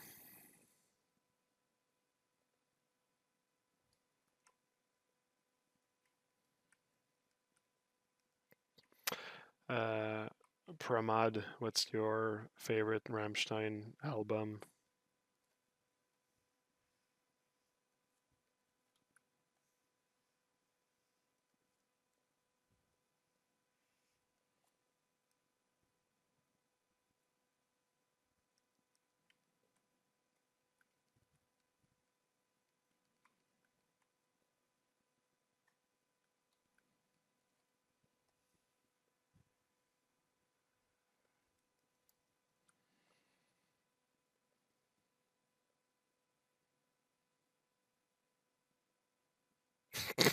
All right, Pete. I'm gonna. What a great sales pitch. I'm gonna listen to that at some point. Clown core. Or wait, clown core could be like Insane Clown Posse, maybe? Does that count as clown core? Does Slipknot count as clown core?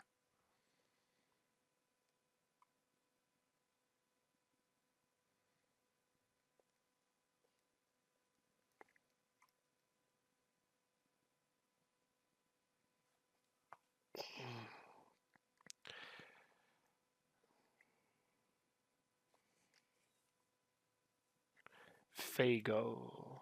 I do not know what this is. All right, Pete. That's part of the good sales pitch.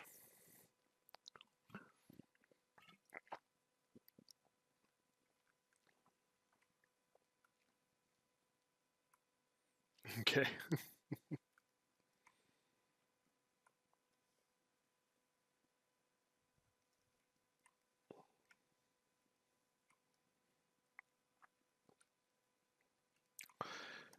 I think those are going to be good seam placement. I actually need to upper the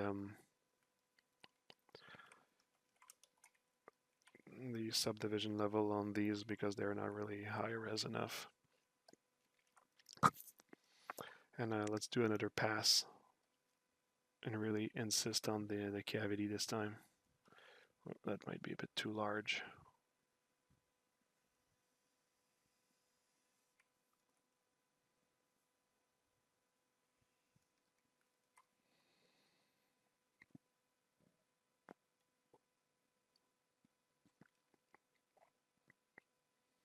Corn syrup ambrosia. Well, it kind of makes me want to try.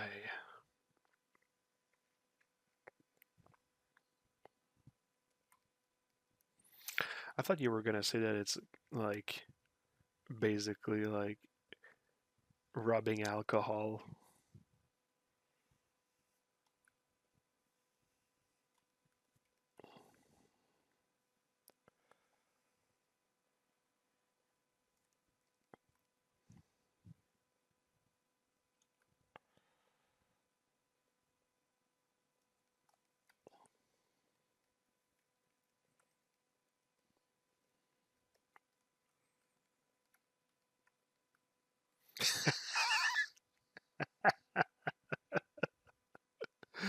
You can taste the trailer park in it. Yeah, it's made with real bits of trailer park.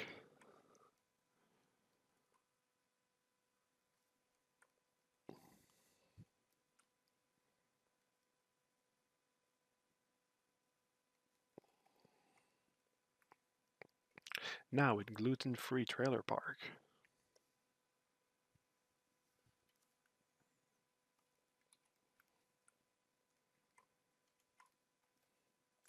Okay, let's do another pass on the folds, but this time let's use a big radius and a small intensity just to create kind of like a higher frequency of like cavity. So you see, it kind of like gives like an it's more of like a large fall off to the center of this seam. It's a bit better. It removes from the flatness of it, I find.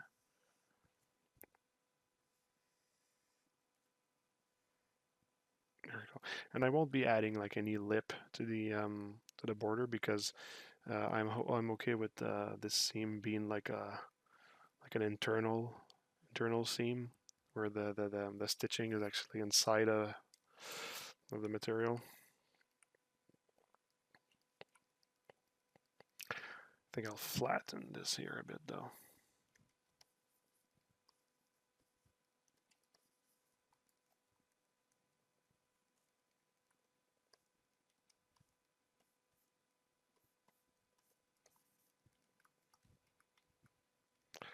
There we go.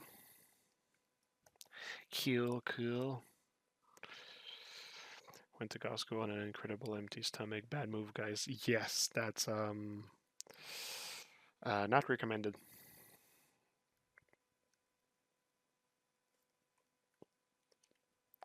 It's like going to like 4-star restaurant and being like overly hungry. It's can be pretty bad.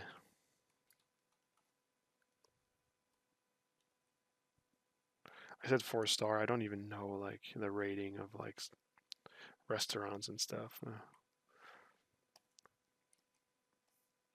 I just realized how bougie it sounded what I just said afterwards. Trying to backpedal here a little bit.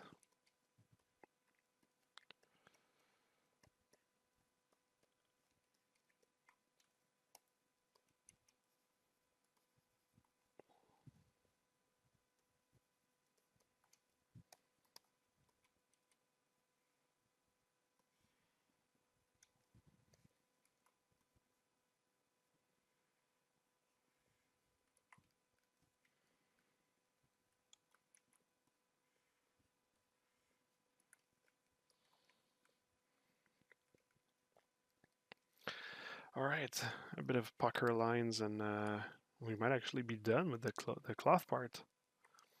Cool. Yeah, that's gonna have been relatively quick enough. Where are they? Got a brush somewhere here, I think. This one. There we go. Let's put some. Let's put a layer on that. Bougie would be Michelin star. Yeah, that's in the bougie lore. Usually listen to your collection and play on shuffle. Do I have some fave song on there, but not a specific album? Yeah. I know what you mean. Well, I'll tell you what's my favorite album of them. Um, I'm actually really okay. First of all, their new album, well, newest, let's say, pretty cool. I like it. Deutschland, I think is the name. It's really nice. I love it. Um, the Ramlade also, I like it. But I think another one that I really liked, older one was it Rise? I think that's the one that I was. There's a good couple of like pretty insane songs on it.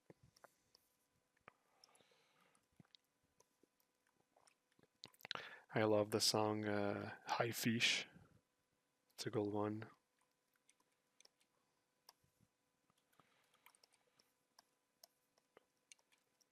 Deutschland, the song Deutschland is pretty good. Ausländer, it's another good one. Two last ones were from their newest album. Okay, I'm listening to Rammstein now. You convinced me.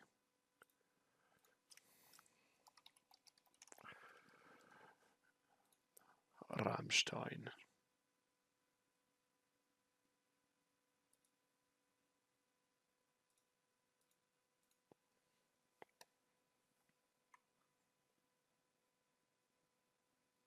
The video, Voxel, you mean the video for Deutschland?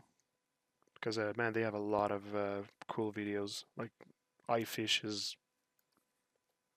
a good one also. People fighting over their heritage.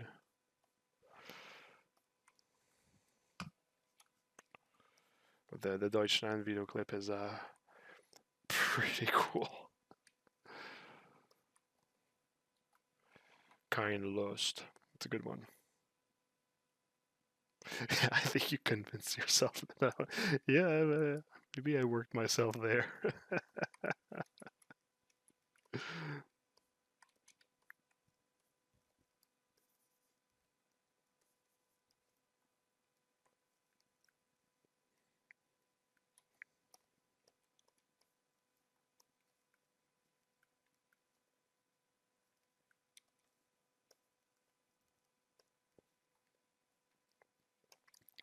I went to go see Rammstein in concert like 8 years ago or so, maybe more, and it was such a great experience. I'm not like I'm not the kind of person that really goes into the mosh pit and stuff. Like I did my fair share of that when I was younger, but I would go see a Rammstein show anytime, just kicking it in the like further away from the stage. You still feel the heat from all the pyrotechnics, so not missing on much.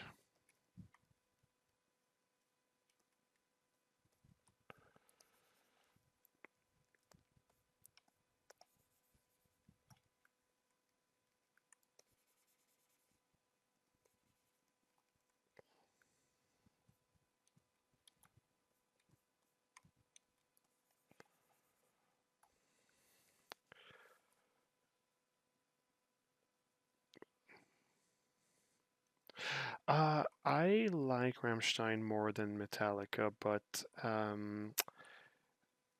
it's really just because the way that Metallica has like stopped like just being like the crazy awesome band that they were, at least for my tastes. So because Rammstein still has like the stopping power, that's why I would say that Rammstein is at this in this present day um, for me on top of Metallica. But in terms of legacy, it's a bit harder to say if you see it that way.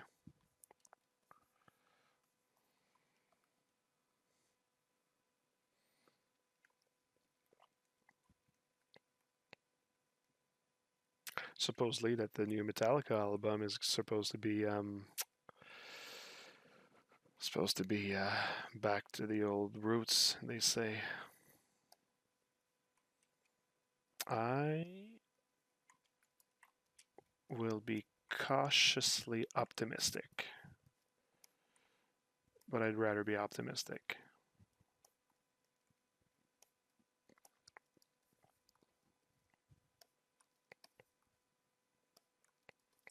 All right, question for people in the chat.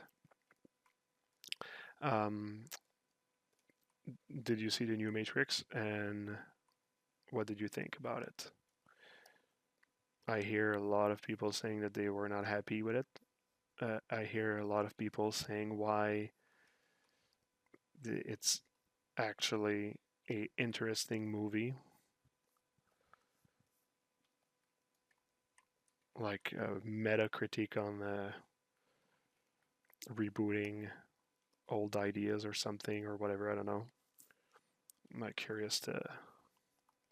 I haven't watched it yet. I'm probably gonna do it, but might as well get people's opinions. No spoilers though, of course. Total fail. It's really kind of tired. Okay, I saw it. I was disappointed with it overall. God damn. All right. That's it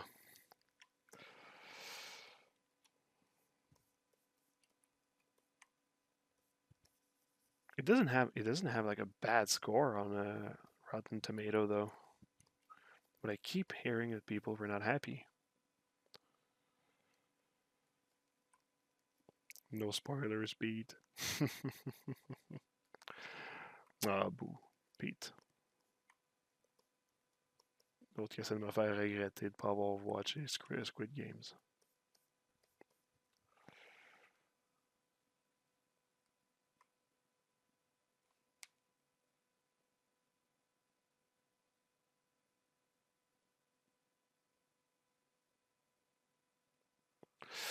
Okay.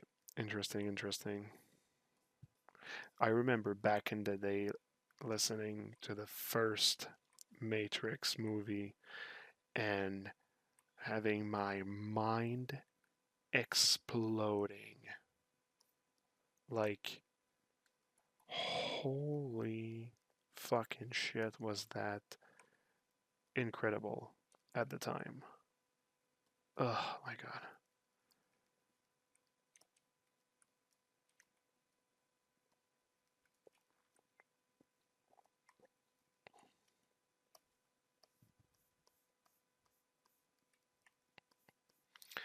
And yeah, the whole Matrix thing, I felt like the Matrix was better um, when it kept its like mystery and stuff. And I think that's why the first one is so great, actually. Like, I really find that there's quality in like not like saying everything, right?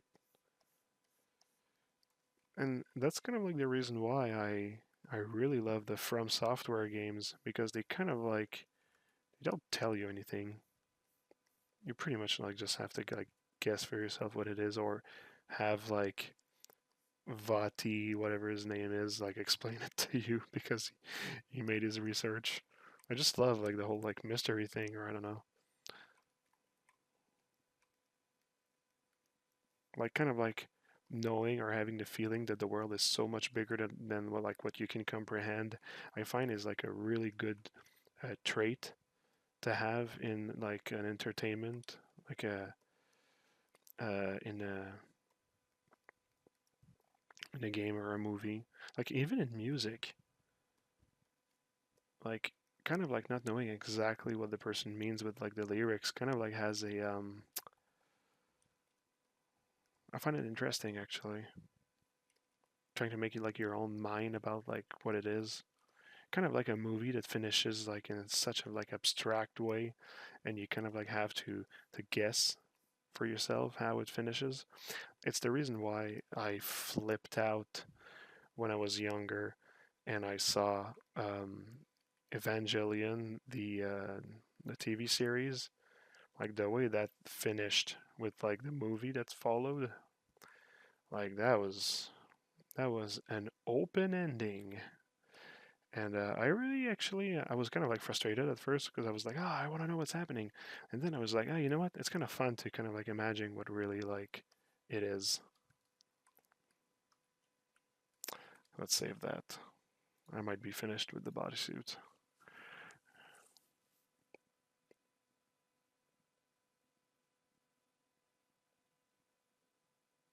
Yeah, the Unreal.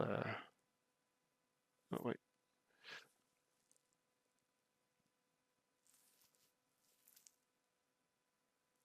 the Unreal 5 demo was pretty cool. Yeah.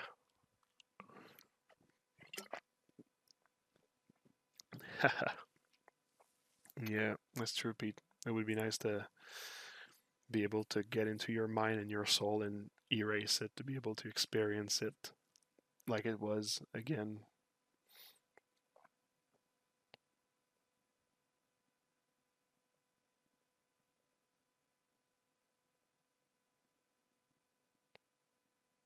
Yeah, it's true that the way that like the original, the first movie when it came out, it was just like so new and fresh and impressive. I kind of like I believe and I agree that it's something that makes for a better movie. Um, but I'm actually a fan of sequels when it's well done. Like I really don't mind using something that's new and repackaging it like like in a better way in like a sequel of like for example like my favorite Dark Souls is Dark Souls 3. Um, and like a lot of people are like, nah, first one is the best one and that sort of stuff, and I'm like, yeah, the first one is awesome, but third one is just better. It's not as fresh because they're reusing the thing, but it does is better. I find it's not less good.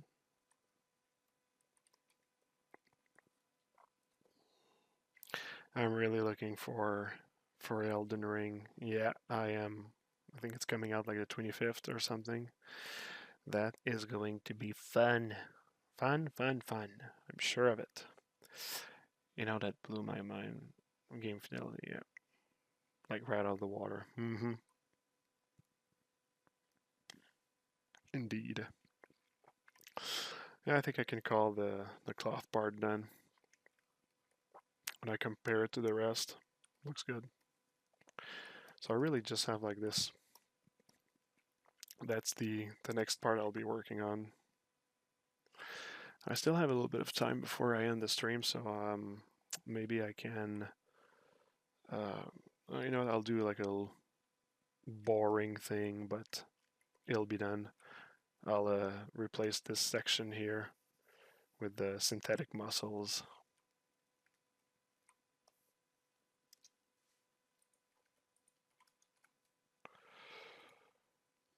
Did I just save that? Oh, I just saved it. Okay. You know, one of the most beautiful game that I saw recently. It's the new Ratchet and Clank. That game was beautiful to look at. It's a stylized game, but it uses atmospherics and lighting so well, so well. It was like a work of art in terms of the visual. Really impressed with it. That being said, I could not keep myself from falling asleep while playing. And this is not a disrespect. This is basically, it's simply a new dad. Well, at the time I was newer dad than now, but it's basically just what a new dad will say um, when he doesn't have a lot of sleep. You kind of like need to have your games be like just a constant stream of madness, or else it's dodo time for Marco.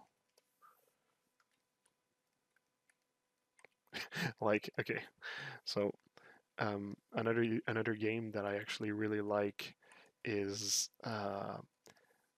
Phoenix Wright Ace Attorney. I actually really like that game, and I played the trilogy they put on the Switch. I played the new, well, not trilogy, but the other compilation they put out, which is like the newest game. Um, and I was like, oh, I am actually kind of like I want to continue that because I kind of like I like it. So I realized that I can buy the other games on my Android, and I was like, oh, cool, that's awesome. I have more games now. I can continue playing, and I'm basically playing that game before going to bed. Like I'm in the bed, I'm just like playing a little bit. When when I feel asleep, I just close the game and whatever, it's done. Um, well, basically for like the past month, I've been like reading like three sentences and like falling asleep.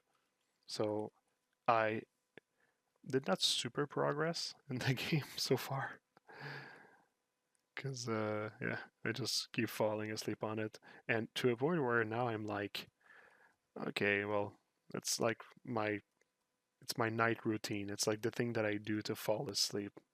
I just read three sentences of Phoenix Wright Ace Attorney and then lights out.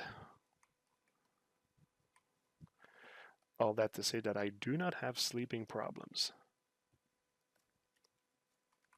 Thanks to Capcom.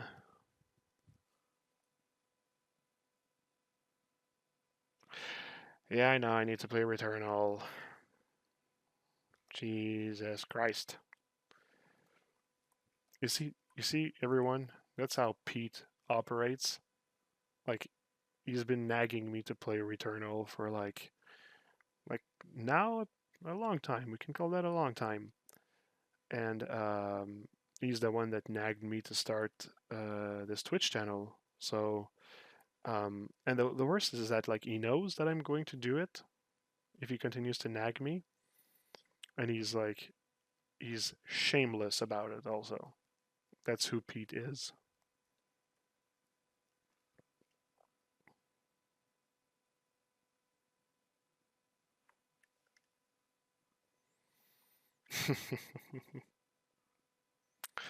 Yeah, yeah, yeah. Well, I do need. Should I buy it on PS5? Voxel Forge. Looking at your Netflix on Oculus before going to bed feels like the best thing to have crazy dreams and fucking your brain up. What about that?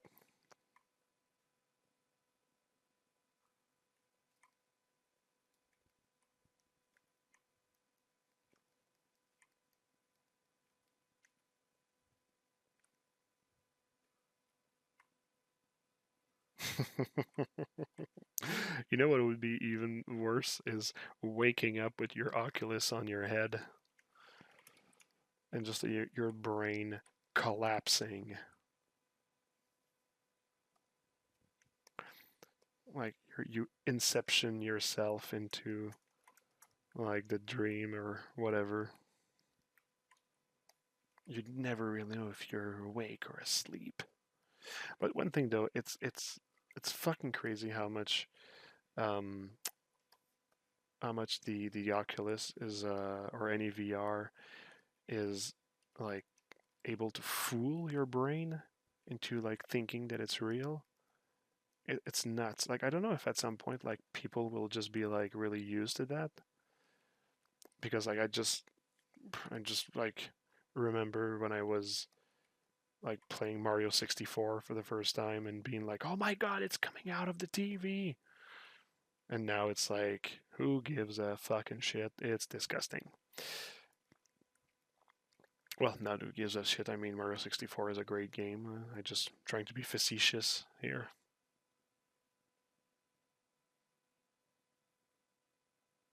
Yeah, you're gonna become the lawnmower man in a second, dude.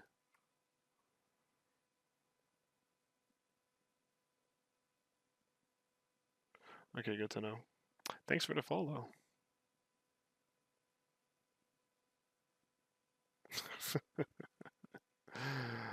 Boy, oh boy, oh boy. There was a pretty cool movie thing I tried on the VR.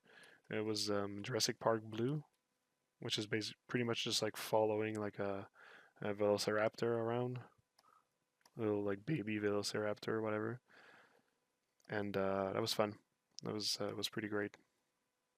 It was nice to kind of like be part of the scenery and see things like happening around you.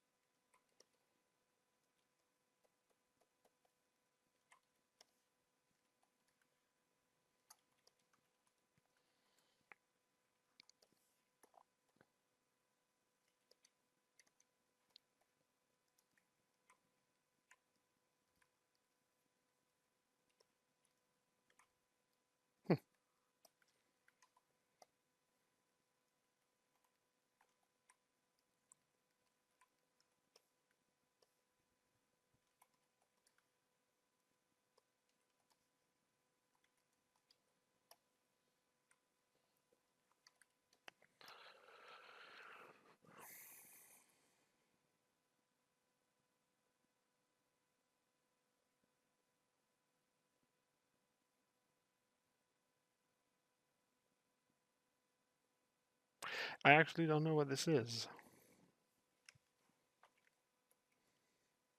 Venture.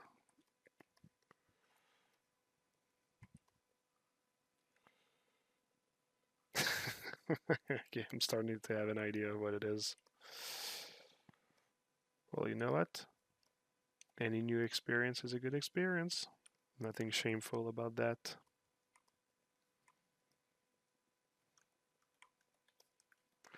You know what? I'll tell you, you should do it even more. Go for it to your heart's content and die a happy man or woman. I actually don't know your sex, so a happy person.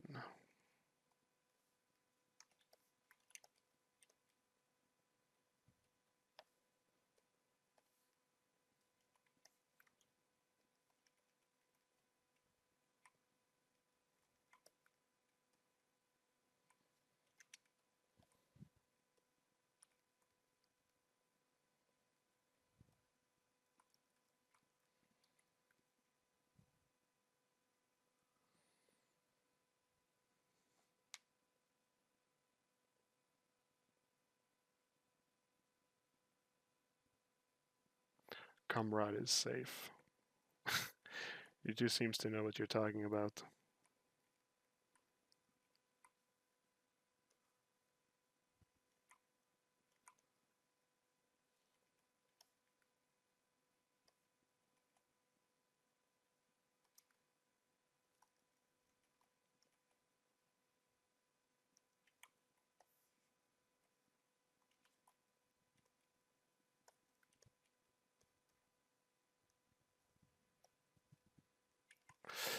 Alright, let's push this part in so we can actually see more of what's happening.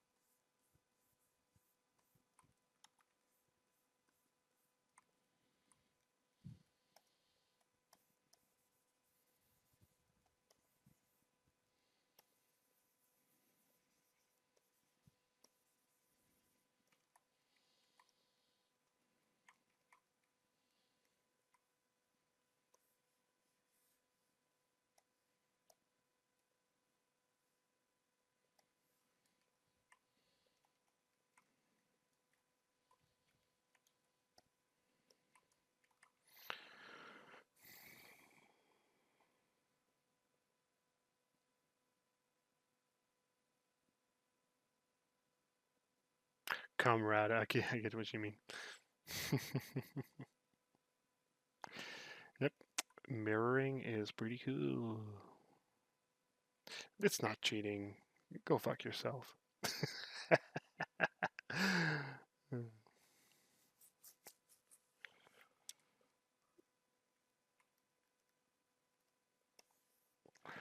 Thank you, Voxel. I appreciate that.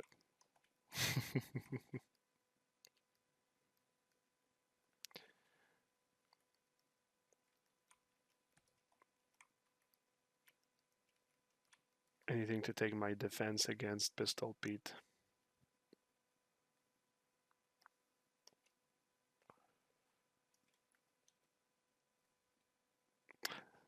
Thanks for the follow.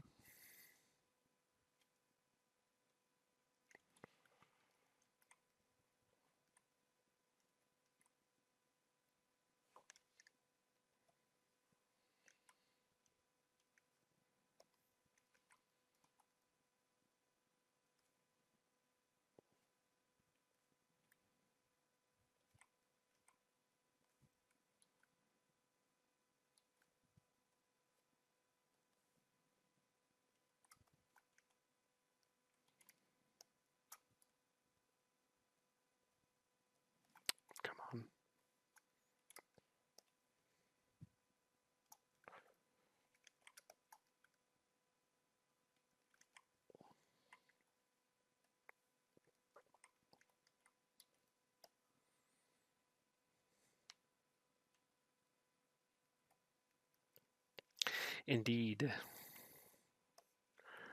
working smart. Because I'm really smart.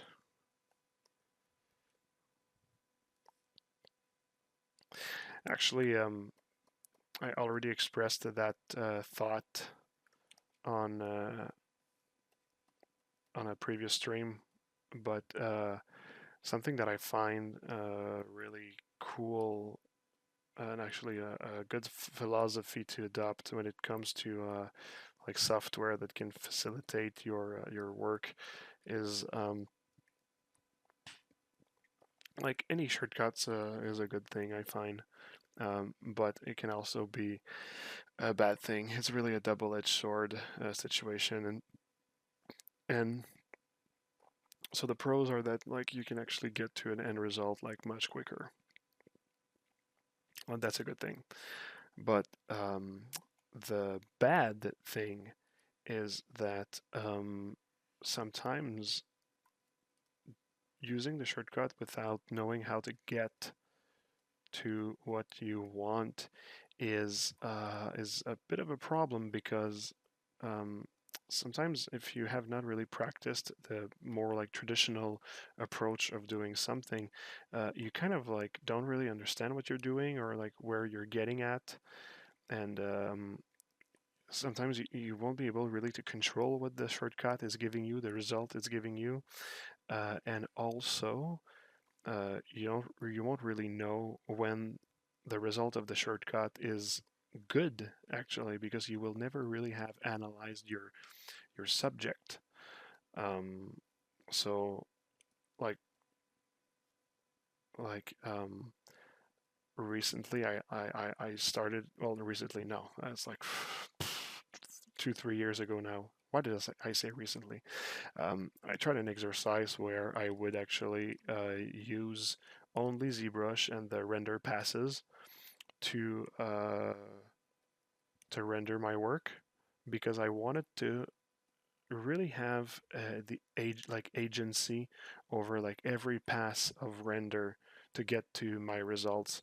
And for those who have seen um, uh, my Mega Man series reimagined in like different lore. For those who don't know, you can go on my ArtStation link. Once again, I'll put it here. So just type that on Google and you'll find it. And you'll basically um, you'll basically see that like those images are all rendered in ZBrush only. And I'm not saying like, oh my god, those are like so great renders and you need to be inspired by them. That's really not what I'm saying. What I'm saying is that I was able to get a result that I was actually satisfied with, and actually there's much more that I did. I did also the Adventure Time in Wasteland fan art. I used this method. The vector brawler dude, the Deep Angel, was used just ZBrush, and so yeah. I mean, it does like one could say like, oh, it's missing some atmospheric feeling and that sort of stuff. And yeah, I know.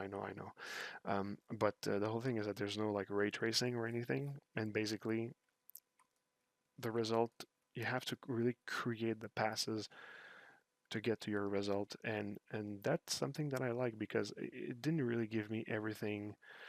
Like I had to work for it in a sense more than if I was using like an like a renderer, like I don't know, Keyshot or an V-Ray or whatever. And I thought it was actually a pretty interesting exercise to do that. So I mean, would I recommend it? It's interesting. Maybe try it. It's pretty hard. You really have to like work at it. There's nothing magic about it, but it does is interesting to kind of like have to like when I was doing like skin rendering, like I had to really like understand like how to color it and how to generate passes to get like that like fake SSS happening, and have like the good diffusion of skin. Um, so um, so yeah, it was cool. I liked it.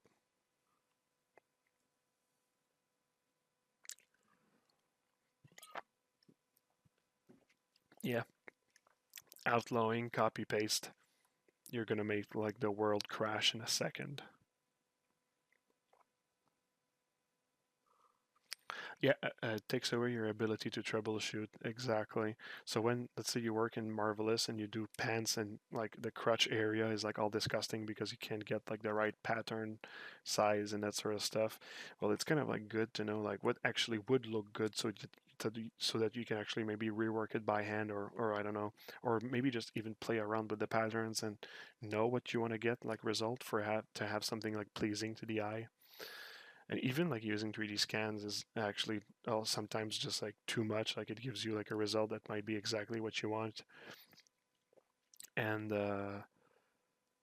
um, so you might need to work it by hand, also rework it by hand. So yeah, yeah, exactly.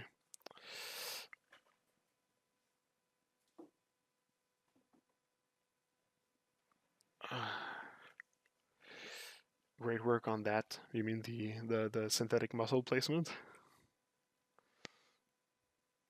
Oh no, no, you mean the ArtStation stuff that I talked about. Yeah, thanks, man. I really had a lot of fun with the Mega Man series.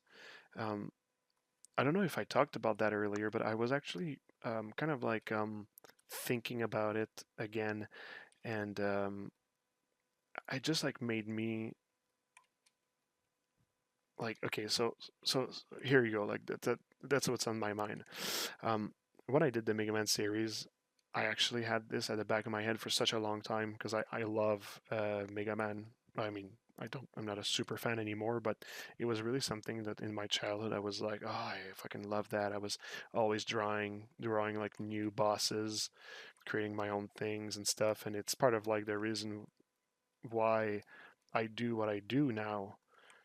Um, so I've always wanted to kind of like pay tribute to me as a kid, and rework them, like, and mixing them into like other stuff that I like. So like the first one that I did was Zero from Mega Man X, but in the world of Dark Souls, and I had a ton of fun doing them. And the first one I did worked well. People liked it. Then I did the second one, which was Mega Man in the world of Alien, and people liked it much less. And I was like, oh yeah, whatever. It's true that like the Zero was more interesting. And then I was like, ah, no, I have a good idea. I'd like to do like Proto Man in the God of War lore. I think I just played God of War at that time, and like that was fun. I liked it, and the reception was like so, whatever. Um, then I did bass in the world of a Bloodborne, and the reception was just like not really getting any good anymore. And at some point, I was like, okay, I guess people are like they're over it. They're fed up of that, and I was kind of like considering like stopping because I was like, okay, whatever. Like, nobody's interested except for me, and that's where like I could have decided to stop and to work on something that people would like more, going back to something that people would give me more likes, more views, and stuff. But at the back of my head, I was like, there's like a couple more that I want to do. But I know if I do them, people are going to, I might actually start to get pretty bored. And at some point, I was like, hey, you know what? I kind of like need to don't give a shit and just go forward and do what I want to do. And I was like, okay, I'm going for it, and I know that people are not going to appreciate it, but let's go for it. So I did the fifth one, I did a sixth one with like average reception, and then I actually was really proud of like just doing something that I know people are might not really give a fuck, but I was like, nah, I really like doing that. Like I know that I need to do that. I do really have a lot of fun doing it, and I was like at peace with the whole thing, and I was like, yep, I'm gonna do like a seventh one now, and I know I'm doing it for me. And the seventh one was Mega Man in the world of Horizon Zero, and uh, and this one got a pretty good reception actually, and I was very happy that I was able to do the whole series, not really thinking about anything but myself and the things that I liked in the past that I like now. Um, I find there's like a good moral in that, a good moral in that whole thing, because I was really like um, rewarded. I was really rewarded for sticking to like what I like and doing things for myself actually, because I really had fun doing it. I was at peace with the subject. I had fun making more and more, going through everything and stuff. And at the end, I had a good reception with the people. So it's like, all right, cool. Fucking, it's a win-win-win-win. It was nice. I was happy about that.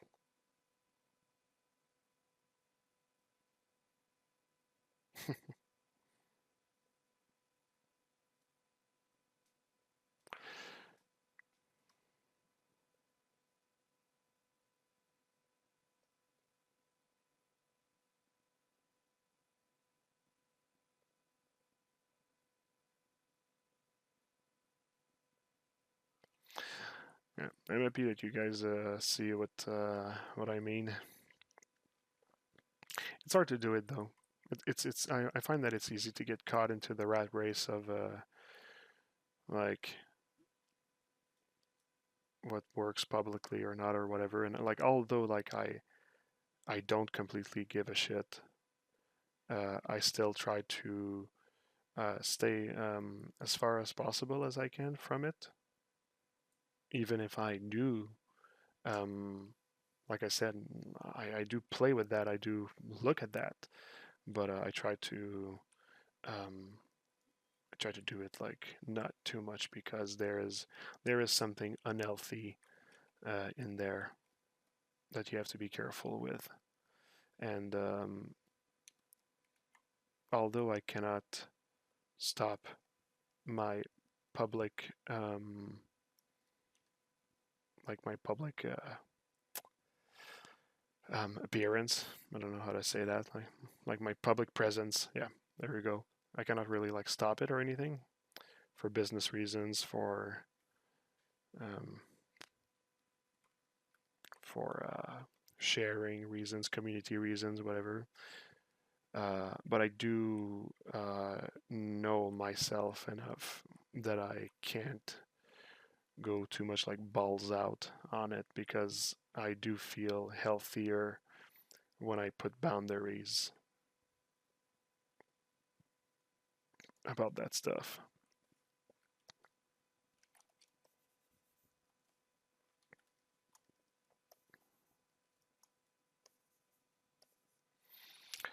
Like my girlfriend is almost out of like social medias and that sort of stuff.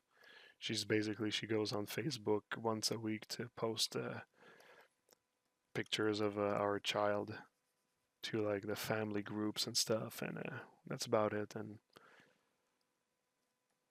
me, I'm on Facebook like once a day to see like whose birthday it is.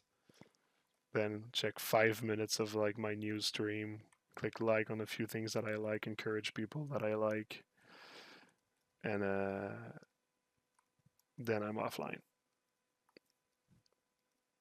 Sometimes if I post something, like, oh, posting I'm going to be on Twitch, or when I have new work and stuff. Thanks for the follow, by the way.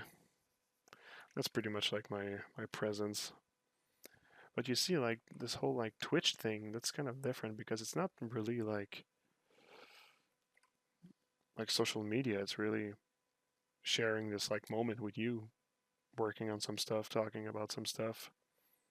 It's a nice thing, I find. It's more like community, communal, we could say. And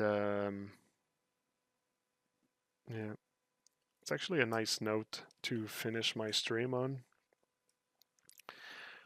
Um, you know a little bit more about me now and how I deal with the whole social media and that sort of stuff. So yeah, yeah, that's gonna be it for tonight. I think I was able to do a little something here for tonight. That's good. We're even getting even more advanced on the body. Um, I mean, with the little extra surprise stream that I'm doing at some point, I'll be finished earlier than I thought for the complete character. So I'll be able to start a new one. Maybe something organic. Maybe continuing another insectoid.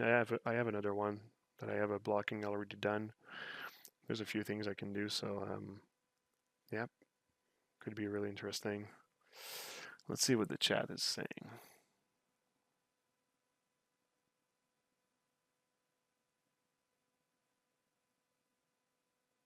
Yeah, Pete, you're right. 20%, 80%. That's always the good ratio.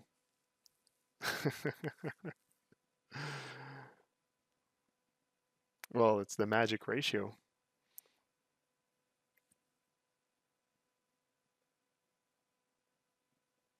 Mega Man in the world of SpongeBob actually could be fun. That could be fun. If I had infinite time in the world, the amount of like stuff like that I would do. I love mashups. I know it's corny, might be kitsch. I don't know. I just love it. Some you can find like some jewels sometimes. I really love those.